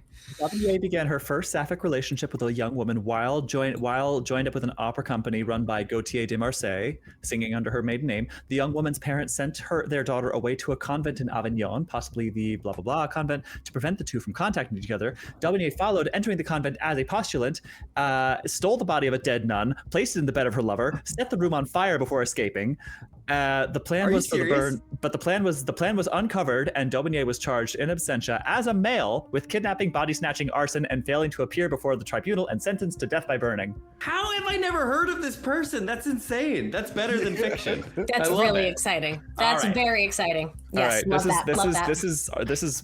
I mean, either Campbell's or my next D&D character. If you This don't is want a very Campbell, I'll exciting. take her. But you get first dibs. Maybe both. I love this. Well, no, you play. Oh, well, you play the opera singer, and I'll I play know, you play the I'll play the lover? little ingenue. All right. Oh, All right. It's decided. It's lore. It's canon. done. What do we want to do, folks? Time is yours, and the Wait, clock hold is on. ticking. You got to bring us back in. You got to tell us what the fuck was happening before we left. Break us out of this lesbian fantasy, and I didn't put you in that. You guys put yourselves in that. okay, but you have to get us out of it, okay? Okay, I'll try my best. Otherwise, we'll just go all night. David, Olivia, Campbell, y'all are driving up to Jordan Springs to David, go... Olivia, and Campbell. What's up? David, Olivia, and Campbell. Sorry, David, Olivia, Yeah, and David's Sophie. like, whew, I'm glad my daughter's not here anymore. But who's this lady? Nice to meet you, Campbell. Yes. What's going on? David, Olivia, and Sophie are driving up to Jordan Springs to go take a look at what the hell that is. And Teddy, you are going to a park, a national park, to go find something that will be placed there for you to help you out. David also I'm on a called- baby hunt and don't think I don't know how to weed them out. What is that from, Trevor? It's from the SpongeBob SquarePants movie. One of my least favorite movies of all time. And One of then- the best movies of all time. Can we say, like, we'll hand wave the conversation I had with Teddy to let him know that I called Mike, and then I also told Sophie and Olivia that I called Mike. Sure, sure. If you'd like to hand wave that, we absolutely can. Yep. We talked about all that. That was a great conversation we just had. We even Anyway. had a heated conversation where I was like, "Wait, Uncle Mike knows about this," and then we talked about it, and now we're closer. Yeah. In fact, Yeah. we're more bonded now. Yeah. We're higher bonded because I'm kidding. That's right, Ned. You might not remember this, but you told us to add 5 points to our bonds. 5. Oh, did I? That's right. Yep. That happened. This thing, man. Huh. Jesus. And Crazy. Olivia, feeling very uncomfortable, smoked a cigarette and called Evan against her better judgment. Oh, we are not skipping that if you did do that. I mean, who am I to shy away from good story? Well, here's the thing. She called him, and he was probably like, "Hey, what's going on?" And like expecting some real, like, a juicy conversation, or perhaps even a profession of love. And she was just like, "Oh, nothing. Just like, how are you?" Just like trying to escape from just out of the frying pan into the fire, out of one uncomfortable situation into another. She's a bit of a masochist, this Olivia. I'm learning. Oh dear. Well, that's strange, Olivia, because you don't normally call me unless you need something. Well, I don't need anything. I'm just checking in. That's so strange. Checking in on what? Your well-being. My well-being. Well, my cholesterol's a little high and my taxes are due next month, but aside from that, I am... Okay, well, run some. Okay. Click. Oh, shit. Oh, shit. Evan's gonna die. He's gonna die of a broken heart by the end of this campaign. Okay, well, use that freaking Peloton subscription I got you in 2006. That didn't exist. I have Shit. no. Fuck. CrossFit. Yeah. Bowflex. Bowflex. Go flex. Oh my god, I was Olivia, driving. As much as I love our little calls, I am in the middle of work. So if you need something, now would be Oh the time. well, excuse me. All right, I thought you worked from home on Thursdays. Bye. Ned is gonna kill Olivia. What is it like? My god, Ned, what is it like to be in a relationship with a tempestuous woman? Do not comment. Do not comment. Don't answer that question. No, Don't answer that Fifth question. Amendment, Ned. Use the Fifth Amendment. Yes. Yes. Somebody tell Hexifier in the chat Yes, what the for all Fifth of our- Amendment is. For all of I our do non-Americans know. in the chat, the Fifth Amendment is the one that you can invoke to prevent yourself from incriminating Yes. yourself. Anyway, let's move on from that conversation. Let's move on to We the next are part. do love on it. the way to this storage unit. Great. So you are driving up to the storage unit, and as you get into the area of where the storage unit would be, there is a gated, there are two sets of gates leading to where the storage unit would be. You drive by the storage unit's location, and you can see it. It's actually up on a hill, so it's not like visible from driving by it. Does this make sense? Does everybody understand what I'm saying so far? I think so. It's up on a hill. Can't quite see it driving by. You have to know it's there. Yeah, so you're driving by, and there's a thing that says Jordan Springs Storage Facility, but you have to drive up to even see where the boxes are, like where the storage units are. And once you look up that little driveway, you see there's a set of gates, and then I'm gonna wave this the alertness roll. There is a second set of gates beyond that, so it's dual controlled. As you're driving by, you also notice that there is a barbed wire fence around the storage facility. That's what you gather. Shit. Shit is right. I didn't think it was gonna be all like this. While y'all think for a second, we cut to Teddy. Teddy, how are you getting up to Montana? You gonna hike it? Well, That would so take no. weeks. No, because I guess Montana it's just the next state over. But You're no. like Idaho, Montana border-ish. Let's see. You could I wanna- backtrack and get to a vehicle of some sort, or you could also... Can I find the same kid I took the shotgun from? Sure. Yeah, give me a... Remember- give me a...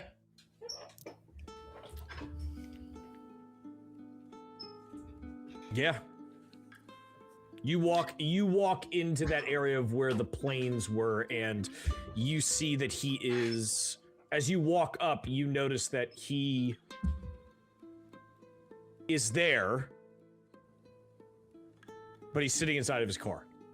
So I like walk up. I'm like using the shotgun as a cane to hobbling on this leg that's turning gangrenous, and I just walk up and politely knock on the window. And he's like, oh my god, and he opens the door, and he's like, oh my god, are you okay? What happened? Where did he end up going? Don't worry. Special Agent Parton always gets his man. You've done a real service to this country, son. And I don't wonder if I may endeavor to you for yet another. Well, that leg looks awfully banged up. Pay it no mind, son. All suffered in service to this great nation. Now, I need to find a small airfield in which I can find a small aircraft to take me a small distance. In a plane, that is. Okay. Are you familiar with the local area? Well, I could check my computer real quick, and he goes into his car, and there is a squad car computer there's a console inside the car, and he starts like plugging in some information, and he calls to dispatch. And he's like, yeah, there's a local, there's a puddle jumper. I mean, local aircraft, crop dust and stuff about 20 miles away from here. That'll serve fine. Seeing as I've got a bit of a bum leg, I don't suppose you could arrange for some transportation there for me, son, could you? Sure. Let me, you know what? Oh, hell, hop in. And he hops into the driver's seat and he opens the door for you. I love this country. As he hobbles around. Trevor, chat wants to remind you that you have inspiration that was redeemed Fabulous. before the break. Fabulous. Had you needed Thank to y'all. persuade this young man, you could have used it, but I just use my winning charm. Yeah. exactly. Great. You start driving in, and that'll take a little bit of time for you to get to the airfield and to get to that location. We cut back to Sophie, Olivia, and David as they are outside of Jordan Springs. Is there anybody manning this facility? I'm starting to look around for one of those little huts that you would drive up to a gate and there's a guy in there that you would speak to get Yeah. into, since it seems so locked down. If this is Why- indeed a legitimate business, there would be someone who would be renting out these boxes to people, supposedly. Why don't you give me an alertness roll? Me too. Boom. All. Yeah, whoever's checking. Yeah, So alert. David alert. thinks we might have to just splash a badge to get in. What'd you get? I got a 55. Nice. Now I gotta hope it passes. No. I got a 6. So Under 70. yeah. Okay. Great. Great. Olivia, what did you get? Success, but not a crit. Yeah, okay. same here. David, you got a success? Okay. Olivia and David, you both look up and you see that there is a guy manning the first guard station. From the street, you can see that. There's a guy up there. And you would have no problem assuming that these guys are armed. It's a barbed wired area. It's double fenced in. You would assume that this storage facility is used for not just normal fucking shit that people are storing. This is probably a pretty either owned by a corporation or it's private use only, some sort of, reason as to why there are armed guards. How many? Oh, I just heard Ned's voice. Hold on, Sorry, that was on. me. No, the sorry, that was me. ether. That was me. You're good. I lost Tyler's screen, so I was trying to pull up this chat so I could watch. But I'm sorry, I just didn't want to disrupt. Carry on. So you see that Campbell, Sophie. You notice as you're driving by, right? You see the guard up there, and then you look up and you see, as you're driving around the perimeter, maybe looking for a U-turn so that you can come back the other way, you see one, about 500 feet goes by, two, about another 500 feet goes by, three. You see 3 separate guard stations inside the facility. You see these boxes kind of on the edges as you're driving by. You would deduce that there are more than just a couple of guards in this facility. Boy, okay. Okay. Guards, what is their vantage? Are guards that are up high looking down, guards that are posted on the ground around? They're posted on the ground, they're walking the perimeter, but there's, when you walk up to a security booth to anything, right? If you're going in anywhere with the draw thing, it's on the ground, but they're in protected booths. Shit. Okay. David Mhm. David looks at Olivia and goes, "No way we're sneaking in here. You might need to talk your way in." Not a chance. Now, normally the play at a place like this would be to pose as, well, what I would normally do, given that I have you at my disposal, Kaplan, is I would have you play the aloof husband and I the very distressed type A wife, this being the 6th or 7th storage facility that we're trying to get a hold of, given that we're moving in a couple of days' time and we really need to lock something down.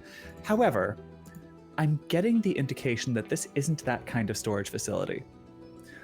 So, I would want a little bit more time to come up with a game plan to find an inn, but I know that time is not something we have. Can I try something? What do you have in mind? I just want to use the NCIS of it all. I mean, and just try and let me just try something. well, look, if we fail, we'll fail fast. So maybe we send you in, and maybe I don't show my face. If it's a no, it's just a no, and then we'll have to figure something out. I am worried about whoever this other operation is, though. They probably have eyes on this unit. I'm gonna have to call Evan to have them change my plates again. God damn it. Do you hate him or what? No, he's just, he can be a little annoying sometimes, that's all. I just don't love I don't love being beholden to anyone for favors. You talk to him like you hate him. What's that supposed to mean? You talk to him like you want him gone. Well, why would I want him gone? He's my boyfriend. Oh, so you're just a sociopath. Sorry. Got it. I don't know him. But just the way you talk to him, I don't know what you like about him. He's very sweet. And he knows me very well. And sometimes it's good to have someone around who knows you really well. Even if they drive you a little crazy sometimes.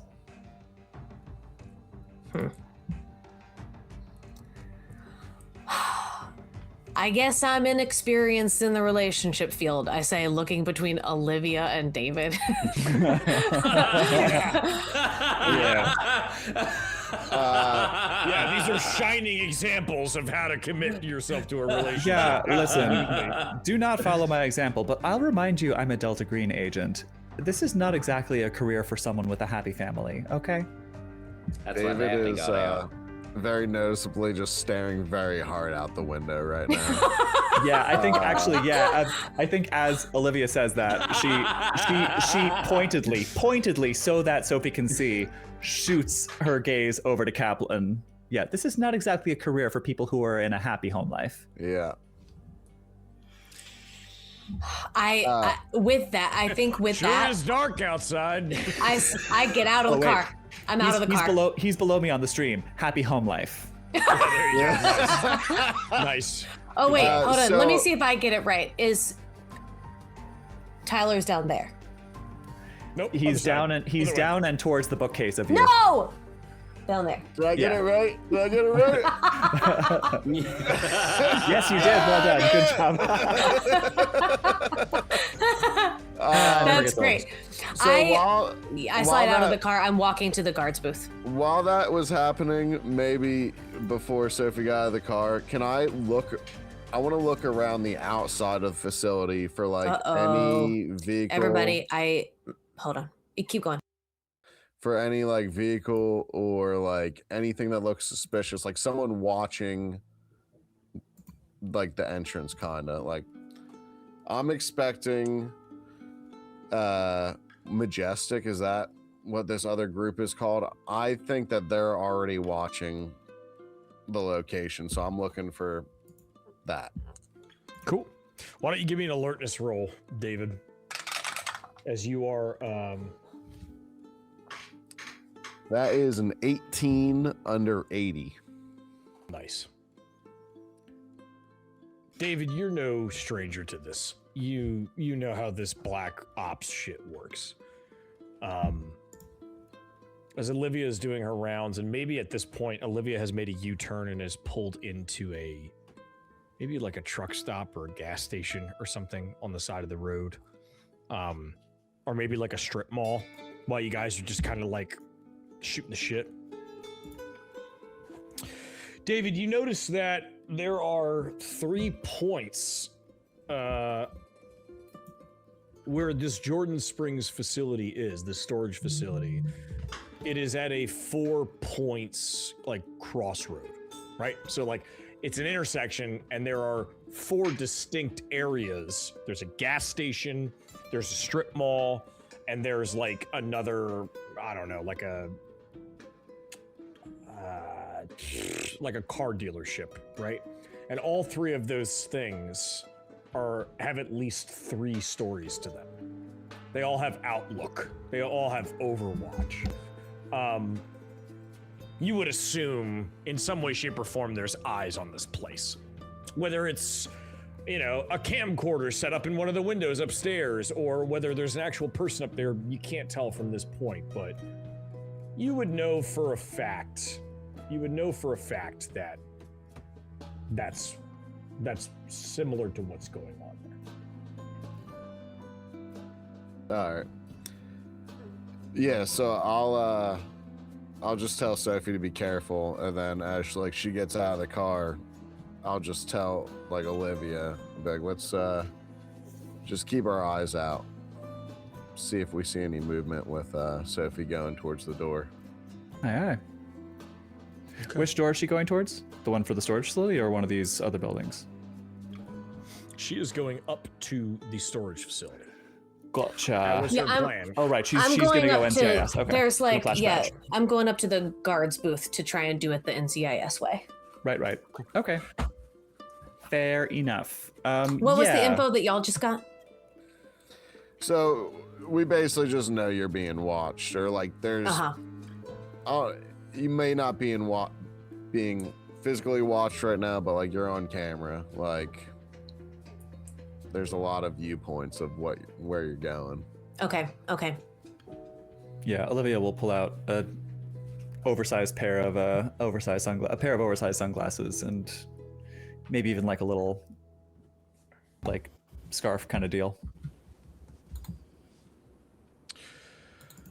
Sophie, you walk up to the guard's booth, and before you make it like up to the booth, one of the guards steps out and he puts a hand out and he goes, "That's far enough, miss."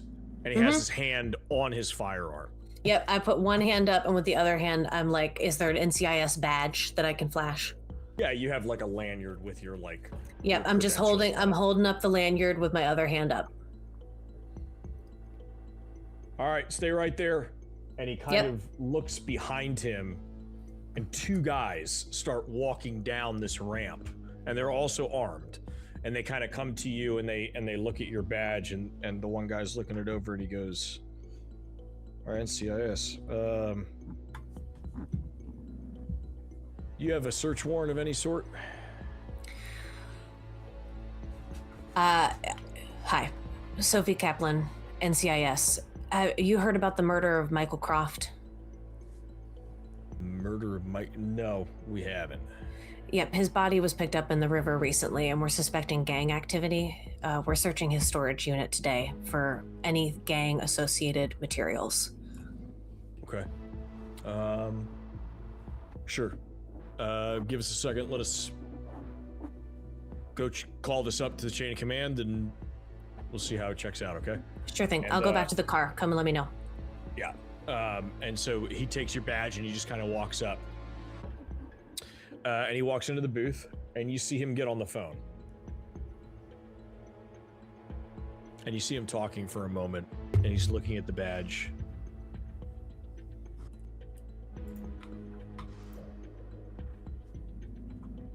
And then he nods on the phone. He hangs up.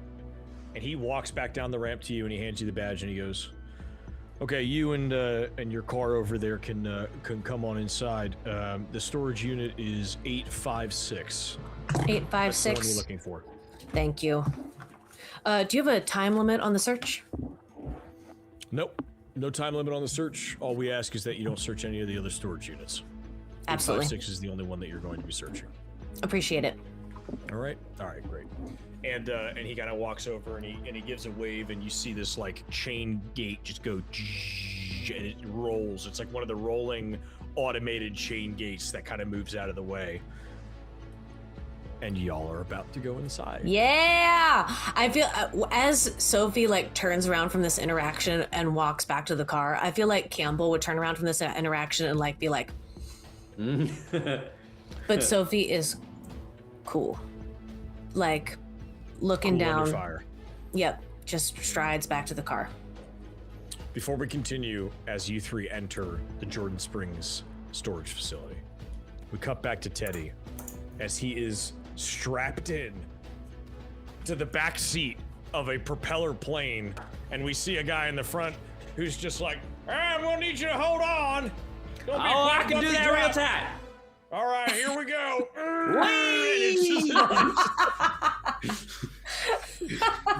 As we see this like propeller plane from the 1950s like land in this state park. Teddy, you go and you find this you're like walking around the Bench, park. checkerboard, Yeah. table, bench, checkerboard, bench, checkerboard, bench, checkerboard. Yeah. And you see it, there's a bunch of them that have like, one of them has like Parcheesi on it. One of them's got backgammon on it. And you see this one table that's not covered by any tree coverage. It's like odd. It's like kind of out of the way. There's a kind of standing dead tree trunk that's next to it. And sure enough, you go up to it and you look at it, and it's got the checkerboard on it. I feel like he wipes his hand across it like an Indiana Jones, revealing the checkerboard. Get a Sammy, splinter. No, you I'm kidding. beautiful bastard. Ah! Beautiful bastard. All right, what do I find? What is my? I open the chest. What do I find? Yeah, so like you like reach underneath, you like look underneath the table, and there's like, it looks like astroturf. Like it's not actually grass. It's not actually like gravel. It's like some kind of rudimentary kind of cover. Heresy. And then you like reach over it and you feel a latch, and you pull it up, and the latch literally leads to a ladder going down. Wow, that's some fine engineering. Here I go. And you Cheating get on me down, with another bunker? you go all the way down to the bottom, and at the very bottom is a doomsday packing area. It's like, you see there's I'm home again. 30-06 rifles, you see there's a shotgun, you see there's canned food, you see there's ghillie suits, there's baklavas, there's like all sorts of stuff to prep for Armageddon. It's so beautiful. And I wish my uncle could have seen this.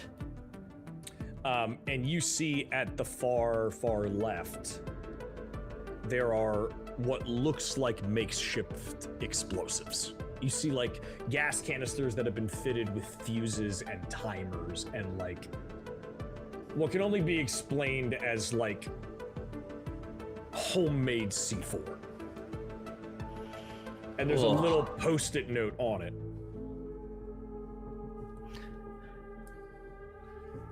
What's it read? And the post-it note says,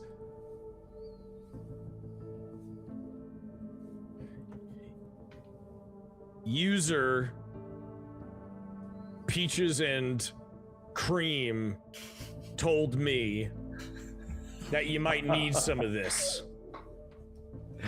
Just make sure you replace whatever you take when you're done. Swear Signed, Second Amendment fan 558.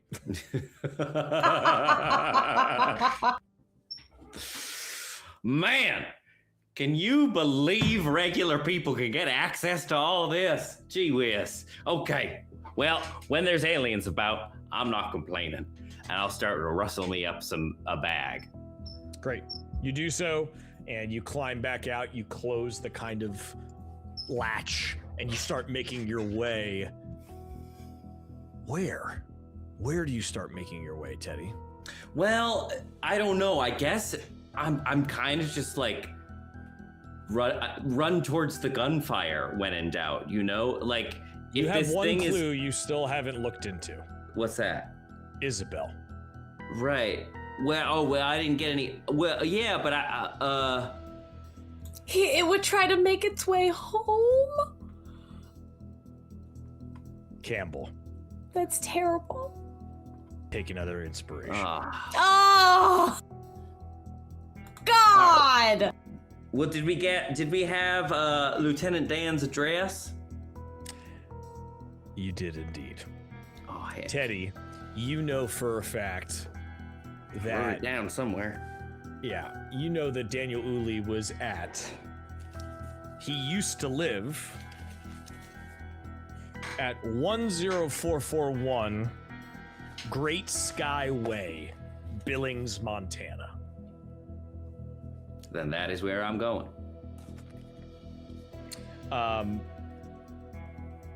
Yes. We were gonna wait for somebody to search it up, but yes.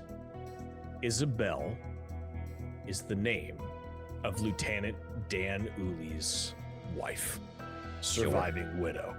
Sure. Oh, is she still alive? Oh, I'll best get a wiggle on it.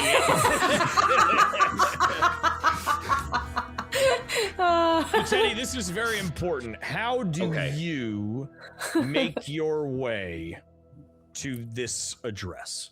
Because you are now in a park. The guy with the plane is left. You're gonna have to get some sort of transportation to get up there. Right. Yeah, That's gonna be friends hard to coming meet do ya. if I strap a shotgun to my back. Although it You is do have a bunch of Montana. stuff. It won't be probably. I don't know what the open carry laws are in Montana. I doubt that they're strict. Are there any weak, hunting yeah. vests? Maybe I could put on like a hunting vest and then it'll Sure. give me some. It'll Yeah, give me there's some tons of cover. stuff. I put on like an orange vest and sling a rifle and a I shotgun. don't know how people are gonna feel about you wearing hunting gear in a national park, but sure. Oh boy. You're like, look at this majestic elk. and Yeah. this Well, yeah. man." Well, that is it. That is it. I guess You're that a is it. park All right. ranger. Guys, Oh. surely you have some park ranger gear. Right. Now we're cooking with campfire. Yeah. Right. Well, I'm already wearing. I'm wearing Yeah. a park ranger uniform. All right. Well, so And he says, I keep this in case of close encounters with bears. real bear. You know, it's mating season, so Gotta fend them off. It's mating season, and I got a hairy back. So all right. So I'm getting. Well, I don't know what. Yeah. What can I take with me, Ned? I guess I want to see. I want to take like a hunting rifle and this explosive. Great. You do. Well, yeah. Whatever your sweet arms can carry, Teddy, you can carry that. All right. Giddy up. All right. I'm loading up. I'm out of here. Great. I'll do a shotgun since we could just use the same stats as the last one. Okay, sounds good. So you grab a shotgun, you have the explosives. I will tell you what the explosives do when the time comes. I'm just throwing this out there. Maybe they explode. I don't know. Okay. God I don't willing. know, Okay. Just, you know. Genius. Teddy, at that moment, just for sake of stories, we're gonna say that a Jeep Wrangler rolls up and flashes its headlights at you. Oh, yeah, Black great. tinted windows. Sure, great.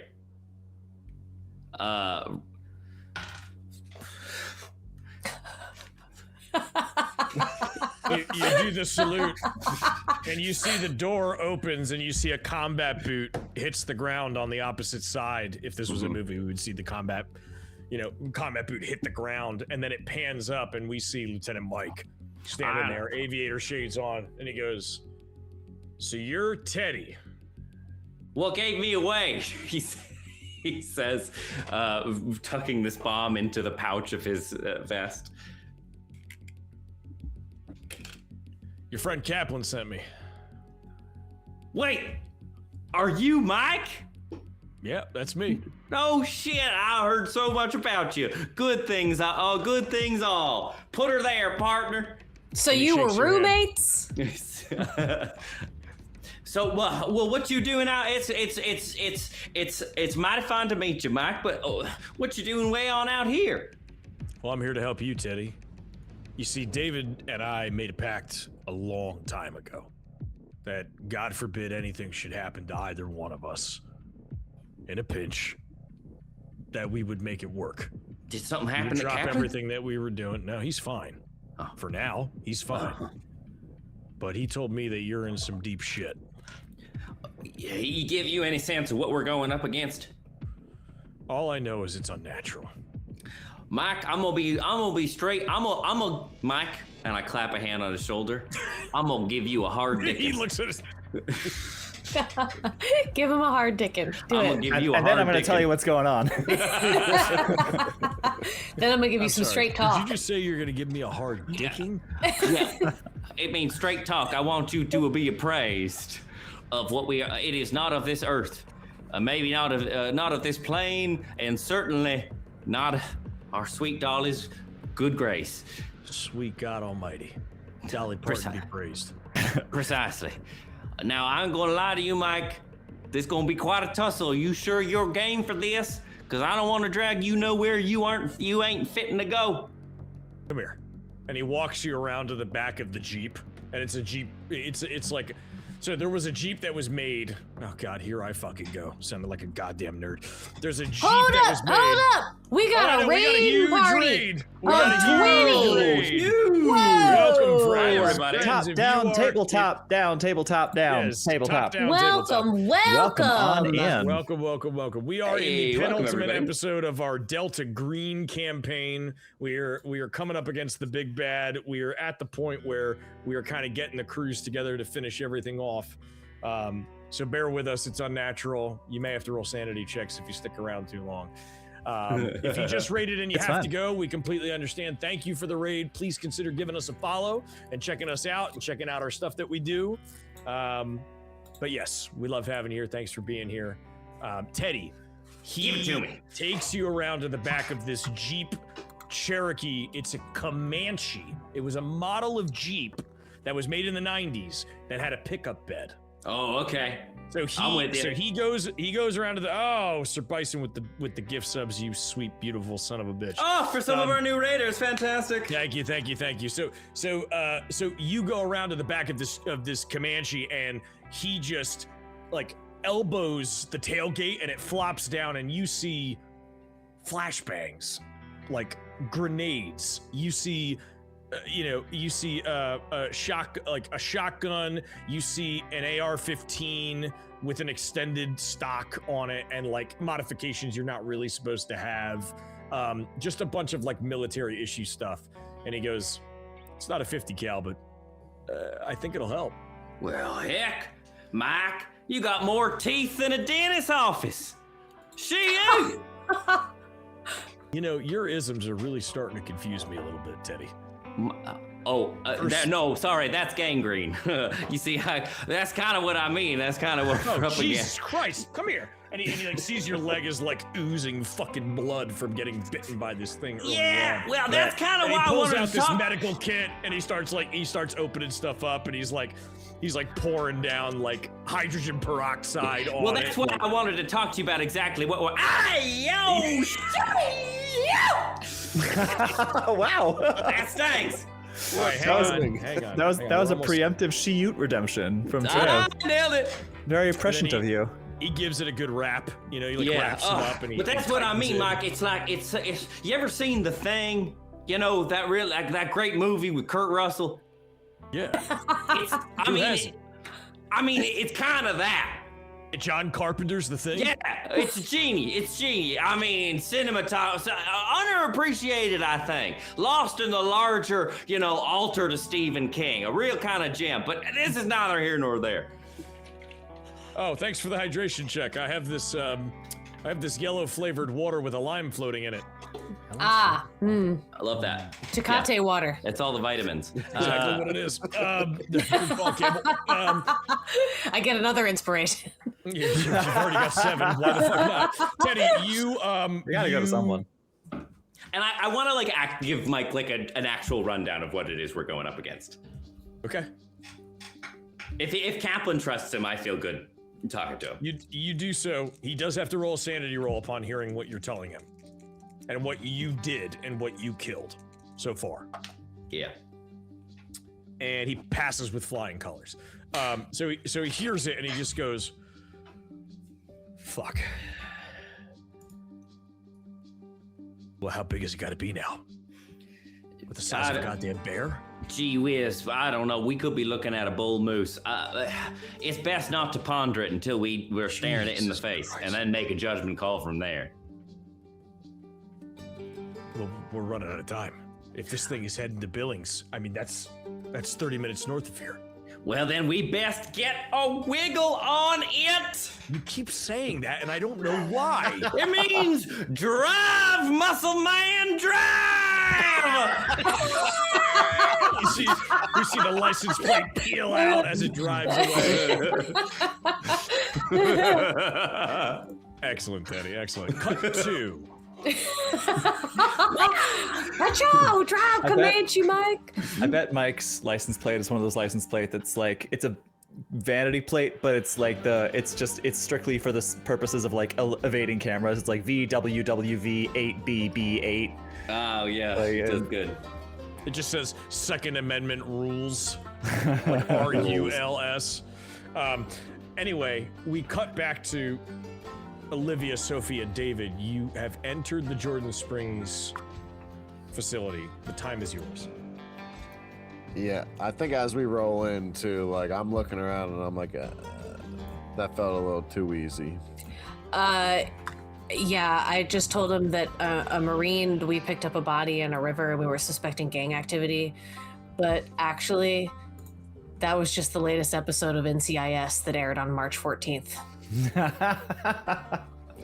That's awesome, Campbell. Yeah. Well, And you know what? I'm sorry, I have to go off on a minute. You sit here and you say that you struggle with this so much. You struggle with this game so much. Campbell, you're a fucking natural at it. You just Thank you. You can't write this Ned. shit. Thanks, Ned. I do my best. I'm trying my best. Haynes Kate, I unironically use get a wiggle on alongside give me a shake and a half wiggle when I need a second. Give me a shake and a half wiggle. Everybody give us a shake and a half wiggle. Great. As we cruise through. Do you do? We're driving up to, so I tell Olivia to drive towards number 856, and I feel like it cuts to like a view of out like the driver's side windows as the numbers are like escalating as we get to whichever storage unit is number 856. Yeah, Olivia does so. Everybody give me an alertness roll as you're driving. Yes, please. What are you? Yeah, I succeed. 50, wait, what are you? 50. Okay. 54, dang. One away from a crit. 41 under 70. 26 under 80. Okay. You are noticing that almost every single one of these sheds has a digital keypad on it. Like, needs a code. Shit. And you're driving by and you're like, holy shit, this place is top tier. This place is so not what it seemed from the outside. Mm-hmm. As you get further in, you notice the guards are carrying submachine guns. You notice that they're walking rounds and they're looking, and they are not there to fuck around, is what you get. You get the gist that they are told to fire at will. If anything, is to like kind of jeopardize what they have going here.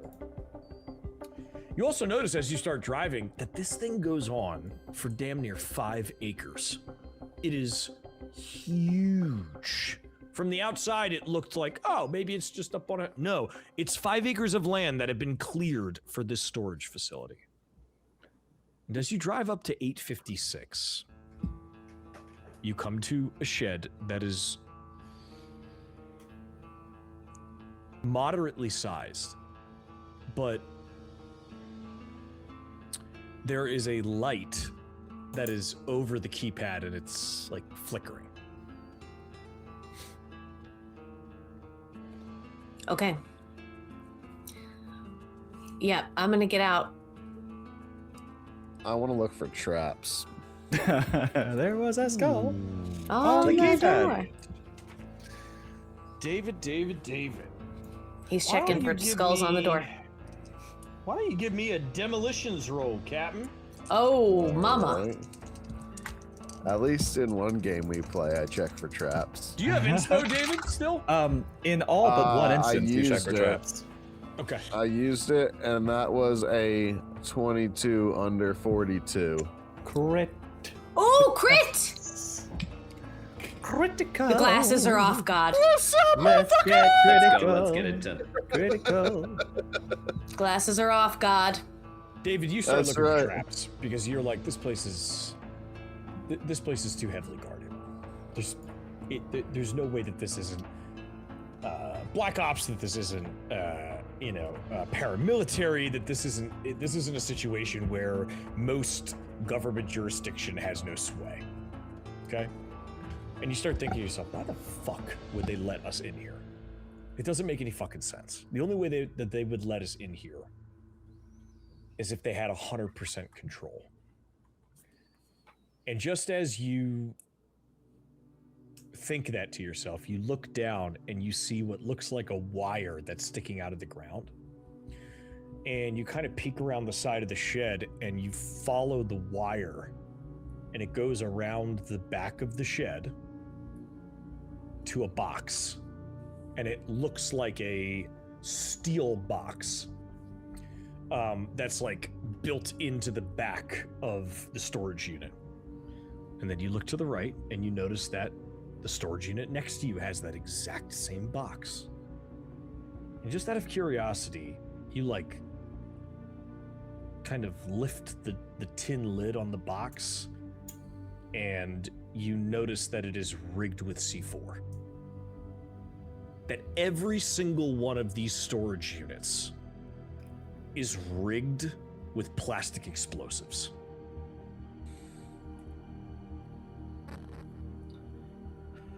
Yeah, so like seeing that, I'm like, guys, Yeah. you might want to come look at this. And then like I'll like try to be as discreet as I can, but like point it out to them. And then as I'm doing that, I kind of also want to like look around and see who's looking at us. You look around and the guards aren't paying you any mind. They're walking their paths. They're looking at the gates and they're looking at the fence, making sure nothing's like up against the fence or trying to get in or anything like that. But it seems like once you're in the facility, you've kind of got the okay to be there, or like you're like okayed to be there.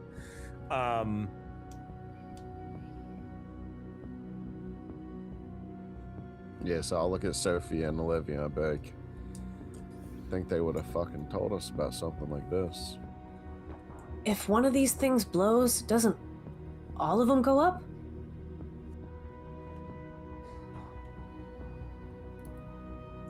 Yeah. What could they possibly have in there?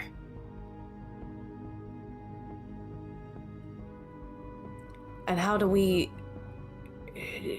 work this keypad without setting it off? Olivia, you David get a just text looked on at your Olivia. BlackBerry.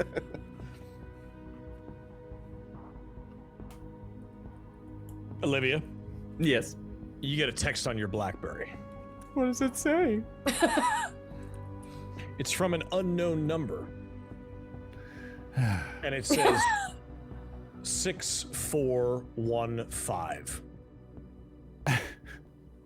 Cool.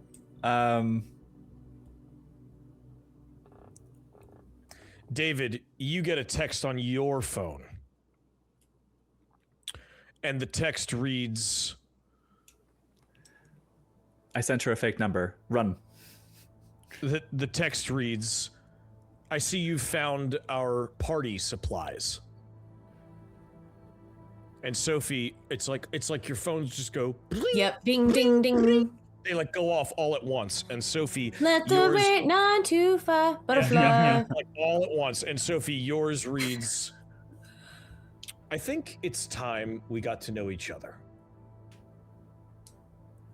I hit the number and call it.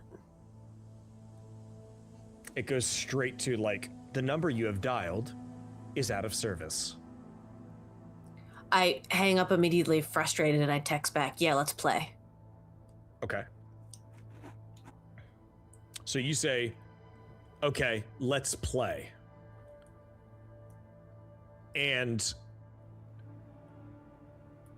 you just see like the equivalent of like the 3 dots that the iPhone has, like the typing, right?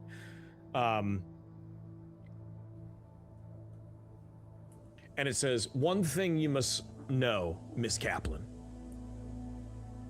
is that when you are in the lion's den, the last thing you should be doing is pulling its tail.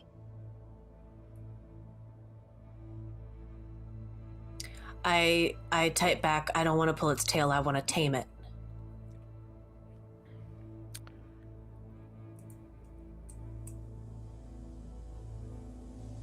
And why, oh why, would you want to tame something so vicious and free?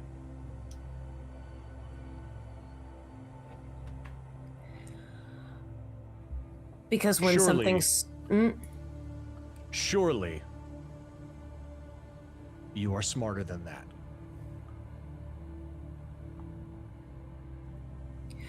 When something so vicious runs free... When something so vicious runs free, it's my job to stop the killing spree. You get extra points for the rhyme, Miss Kaplan. Why don't you check the shed, and we'll talk more. And I just text back, what was the number that, 6415. I text back 6415 question mark? No response. I go type in 6415 in the keypad. Boop, boop, boop, boop. Boop. And you see the thing opens up. That's the combination of my luggage. The thing. No. The gate opens up, and David, you hear the sound of a clicking noise from the back of the storage unit, and you would assume that the safety has been put back on the explosives. Now that it has been opened, the explosives have been deactivated while it is opened. Can I ask a favor? I need you guys to turn down that one setting. It's too distracting. The one that governs how hot everyone is. Oh, Charm Fantasy, that is extremely Fantasy. cute! Take an inspiration, Charm. Not that I could. Thanks for your raid. We love having you here. Oh, that's so we always awesome. love raiding each other back and forth, whether we finish first or you finish first. We both finish eventually. Oh! Anyway, Holy anyway, shit. So He said turn it down! I did.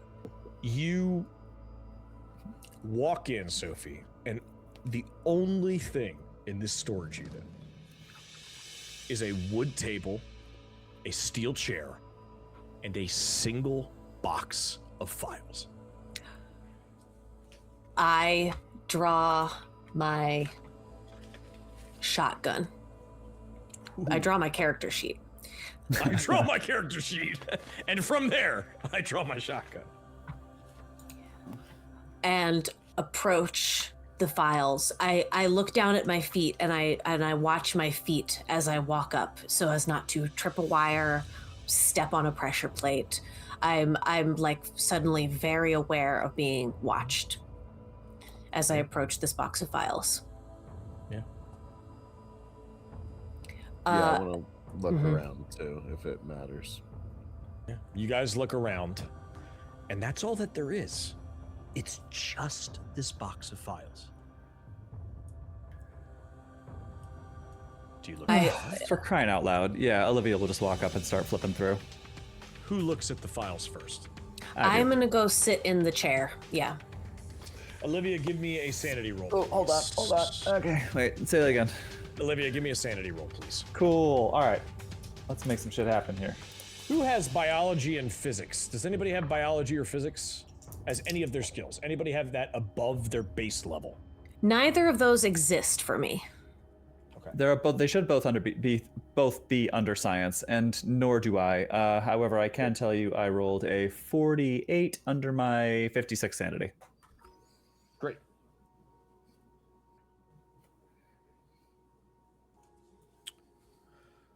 Olivia, you take 3 points of sanity damage, and I'll tell you why. Yay. You begin to look through these files, and in one of the one file that you pull out and start flipping through shows you that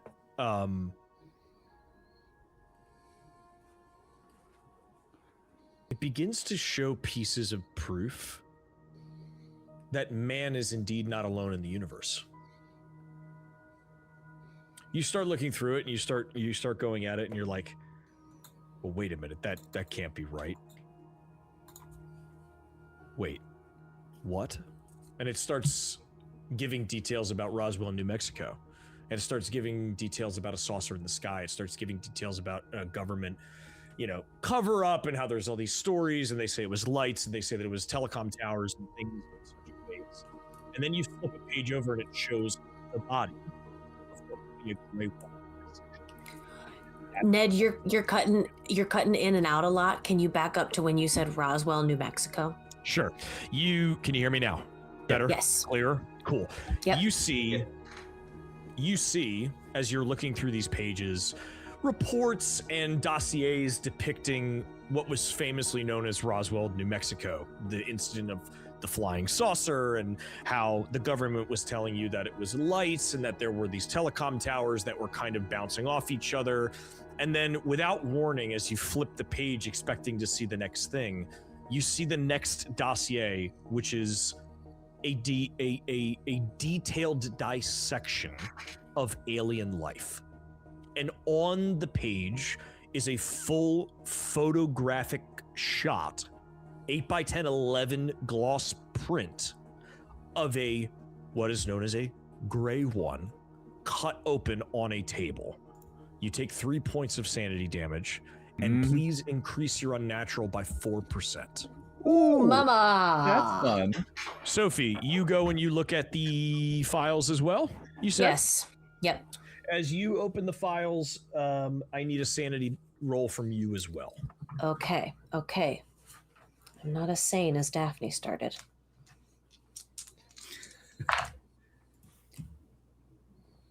Uh-oh. I shit you not. I rolled 2 zeros and a 0. Oh dear. Fuck. Getting a lot of that this time of year. 2 zeros and a 0. Getting a lot of that this time of year. And to make it more interesting, Ned, I'm sure I would have looked at the files over Sophie's shoulder. So while you I'm think taking about a what to picture of do, this. Do you want me Yeah, to David, roll? give me a sanity roll as well. Sophie, I need a D10 roll from you, please. Boy, oh boy. Oh, mama. I Okay. probably want this one to be a low number. I don't know what this one wants to be, so I rolled a 4. Okay. Okay. And then, Sophie, you start looking over this, and you start reading this thing about underwater research and oil rigs out in the Southwest.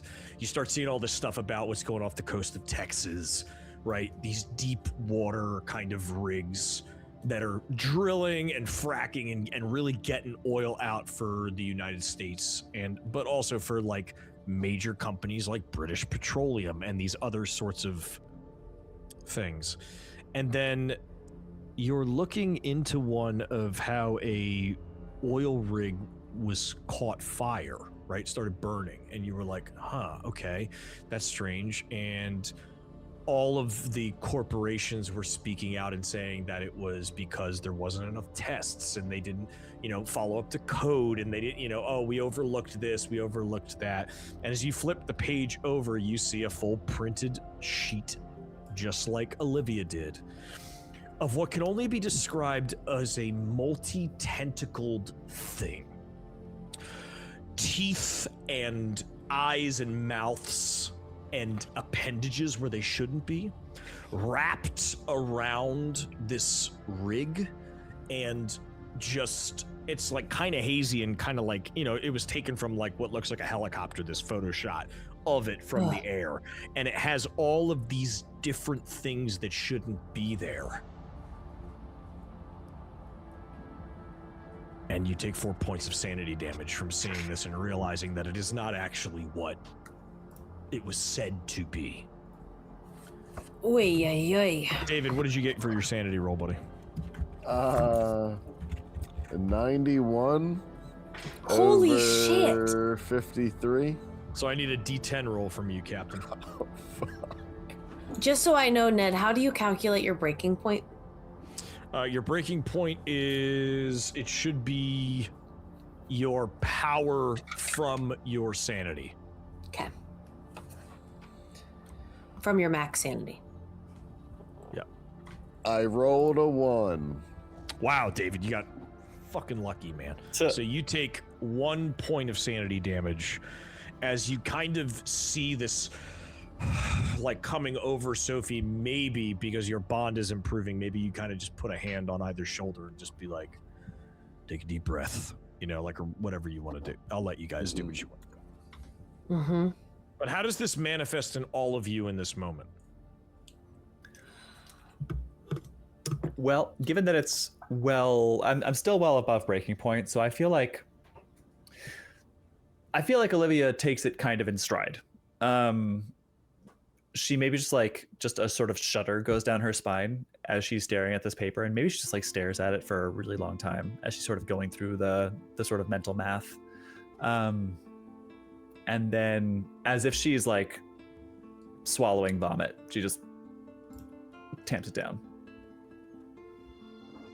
I think I like I like turn the page and the like photo is revealed, and I just like slam it down on the table and like take a step back, and I like draw my gun and I like point at it on the table with my gun. It's like, what is that? Yeah, and so I'll like put my hand like gently over your gun and like put it down, and I'll be like, Yeah. sometimes it's better just not to ask. What is that? Some things aren't from this earth. And I think because I didn't hit my breaking point, hearing like some things are not from this earth, I dive back into the chair and scoop back up to the table and start like ravenously trying to like consume more information. Ooh, okay. I think while you do that, I'll say too, I'll be like, Soph, be careful. Sometimes it's better not to know everything. Well, we're Sophie, here. Sophie, you take plus. You take +4 to your unnatural. David, you take +4 to your unnatural. Sophie, you keep reading, and you pull a dossier that says Delta Green. And you pull it out, and you start looking through it, and there is a picture of Jack Portman. Any information about him on it? He looks like a 5'10" white man with a dark brown mustache. He's got, a pretty slick cut hair. It details just about all of his locations and involvements in the past 20 years. And most of them have been at these things that you're reading about. Most of them have had to do with covering up these things and making sure that they're not seen, containing them, making sure word doesn't get out. And as you flip through, you see a satellite image shot of a motel outside of Tucson, Arizona. And there's like 3 or 4 images that are really zoomed in, and it shows like bird's eye view, a man walking to his car, a man walking around, a man walking into a motel room, a man walking out. And it's detailing a lot of the things that he's been doing in the past like 5 or 6 days. It's specifically tracking Portman and has been updated in the last week. It has been updated to the last like hour before you got there. Give me a sanity roll. Oi, oi, oi, oh, mama. Oh my god, I failed again. Great. Give me another I rolled D10 a roll, please. 64 over Yep. 53. D10. Yep. D10. I rolled a 6. Hold up, hold on. Hey, hold on. So you took Hold up. That takes me 1 point below my breaking point. So you hit your breaking point, Sophie, and you're Yep. starting to realize you really have no power here. I Yeah. think that's kind of the breaking realization. Is that Well, and that's compounded by the fact that like I came here with no interest in the workings of Delta Green. I came here expressly to find out more information about my father's movements, and now am so far in over my head. Yeah. And while you're reading this, as if almost like science fiction, Sophie, go ahead and add another 4% to your unnatural. Boy. As if in a form of science fiction. Each one of you, where are you keeping your phones? Right Mine's just in my pocket. pocket. Front pocket, back pocket, like shirt like Yeah, Back pocket. pant, Purse, handbag, yeah. okay. pant pocket. Each one of you from wherever your phones is feels a sudden electric shock from your phone. Gah. To the point where it makes you want to get it out of your you're like it's like it feels like something is melting or shocking or something. And as each one of you gets your phone away from you, they all are called by this unknown number, and they are all answered at the exact same time. Uh-huh. And in a sort of stereo kind of sound, you hear.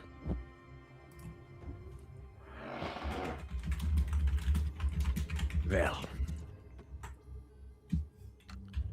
isn't this lovely?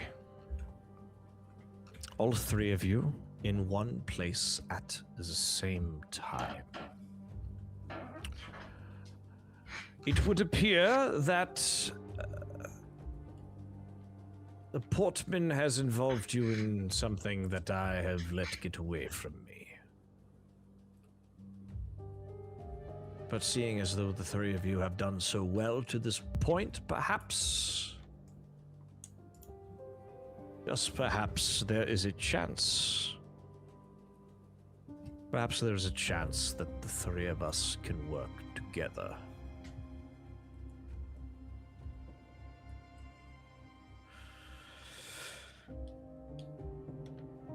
Tell me,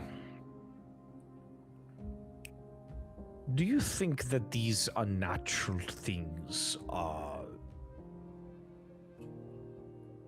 not supposed to be obtained?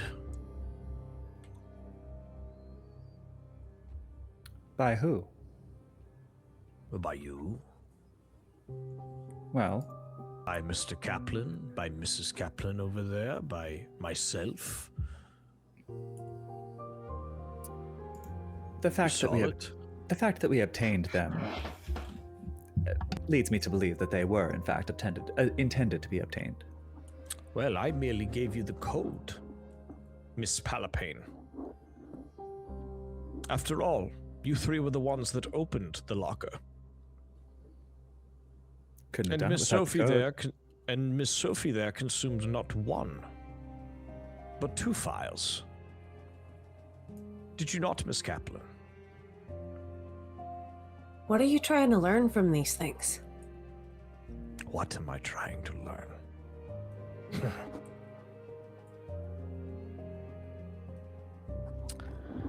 The question is not, what am I trying to learn, Miss Kaplan?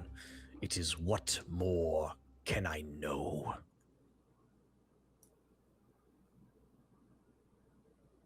Are you Croft? Some would call me that, yes. Would some call you Ortega? Some would. Some would even call me Michael Billick. Billick. I have many names, Miss Kaplan.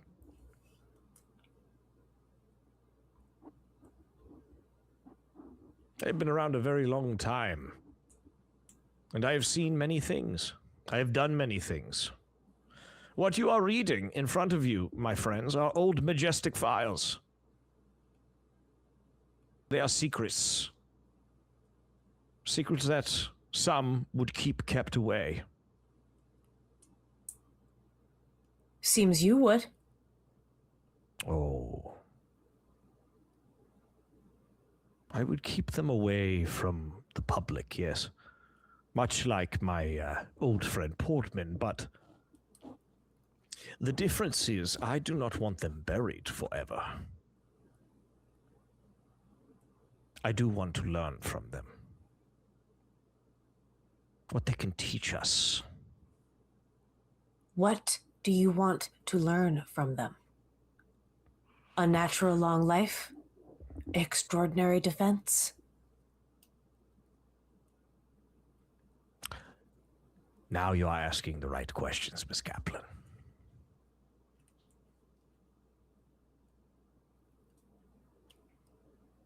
Are you friends or enemies with Jack Portman? Am I friends or enemies with Mr. Portman? Mr. Portman has been at odds with me now for some decades, but I have no ill will of the man. In fact, he has cleaned up many of my messes. He has also allowed me to conduct the research that I needed to do. By making it mundane? Is that what he says? He keeps it mundane.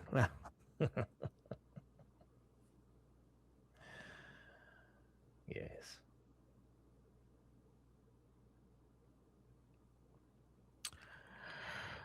We are 2 sides of the same coin, Miss Kaplan.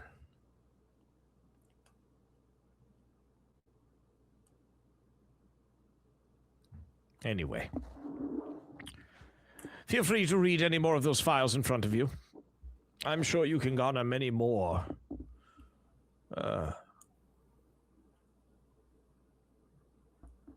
things from them. As for me, I have a few things I need to take care of, and then perhaps there is a place that we can meet, the 4 of us, tomorrow. Where? Oh. It does not matter to me. I will already know it inside and out, whatever place you describe.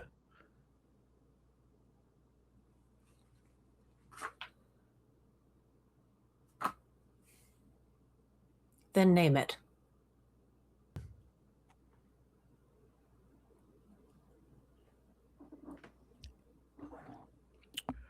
There's an old house. It used to be Greaves's, Tybalt Greaves's. In Upperville? Yes. That seems you already know the location. Yes. Good. We meet there tomorrow. 10 a.m. give you some time to sleep in, yes?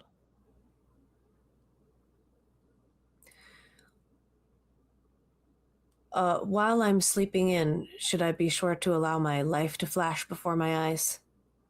Oh, no. Miss Kaplan, please.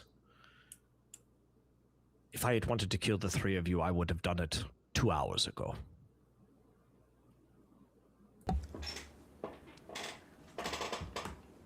Do try to get some rest. We will talk business in the morning. And the call ends. We cut to Oh, shit. Teddy in the side Oh, seats shit. of this Comanche that is driving. And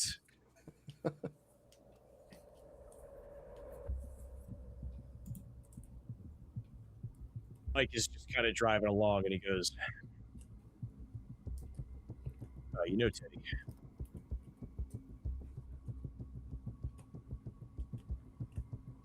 I really hope we make it out of this one. You know, somehow I've been through a lot, Mike, and you know, lots of things that I probably shouldn't have survived. I once wrestled a demon, and I think it's sort of the universe's curse put on me that I'm so ready to meet my end that, well, the fates will never allow me to. So I just keep on going.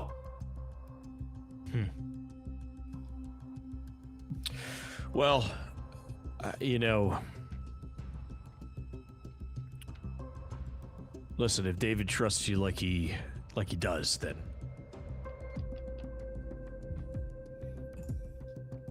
you know, when we joined the SEALs, there were about 30 of us that went in.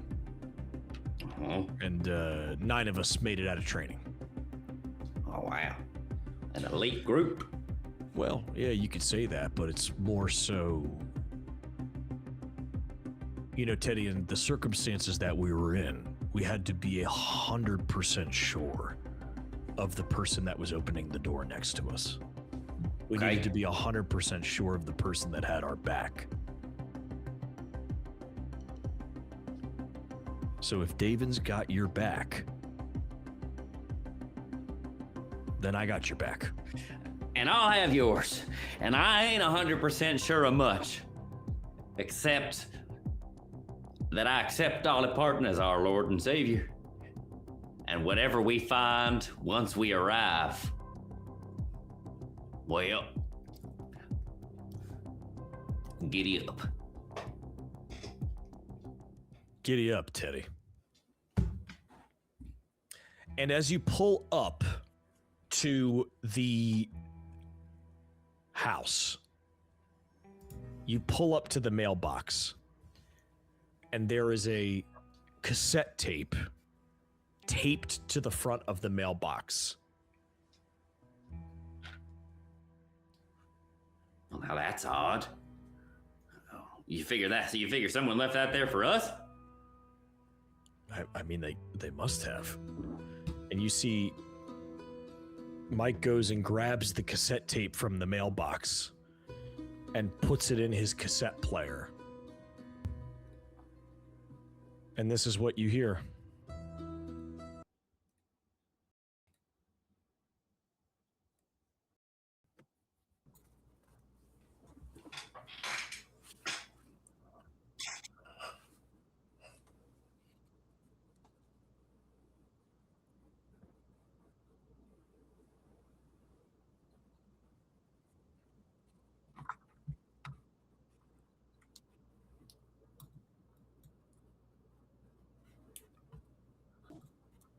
Oh, wait. Ned, start it over. It's not going to the stream. It's not going to the stream. Start it over. Start it over. Hold on. It's not going to the stream. Hold on. Stand by. Stand by. Hold on. Where is it? I see it. I see it. I see it in our chat. It's in our chat. You just need to make sure it's being piped into OBS. There we go. I had it on the wrong fucking one. Okay. Here's what you hear. Here we go. Hold on. This is Acting Director Jack Portman of Codename Delta Green. This is my last day. Or, I guess you could call this my retirement. Everything happened on purpose. Nothing was a mistake. All the events that unfold in front of you are already predetermined years in the making. I learned this the hard way a long time ago. I lost the family and the home and the white picket fence, and that comes with the territory. For 30 years, I served the world by keeping some of the worst things imaginable at bay, and if you ask me if I would go back and change any of it, the answer is no. Not a damn thing. Is this your guy, Teddy? When Delta Green first activated me, I had finished doing 2 tours in Vietnam. I saw something down in one of those tunnels. Anyway, that's when they brought me in and grilled me for maybe 5 days. I've seen so much, and it never got better. It only got harder, and the more people I distance myself from, the harder it gets. And you never get out. Philly was a breeze. There was nothing abnormal about it at all. I was impressed with Booker and Crook. Wait, that's you. I mean, one casualty on a mission like this is normal. Alabama, on the other hand, was a near miss. I don't know how we didn't lose more, and I certainly don't know how the media didn't get a hold of it. They say most directors don't even get that kind of exposure in their... Well, it doesn't fucking matter. I sure fucking did. So why are we here? And why are we listening to me ramble on about this? It's because someone has to be responsible for making sure the things that go bump in the night don't show their ugly faces to the rest of society. Someone has to make sure all the loose ends are tied. Someone has to put the pieces back together when shit hits the fan. Well, we are that someone. If you're listening to this, I'm already compromised. Either Majestic got its eyes on me, or the Nazis, or someone else is on to me. Either way, chances are I'm probably already dead by the time you're listening to this. Something is coming, and it may be too late to stop, but there's only one way to find out. We gotta try, don't we? Listen, the code to my safe is 38 left, 89 right, 32 left. And, you're probably gonna want to head to New York sooner rather than later. People are starting to disappear again, and I thought I was gonna have time to handle it, but seems that's gonna be up to you. Remember, keep it mundane. The world depends on us.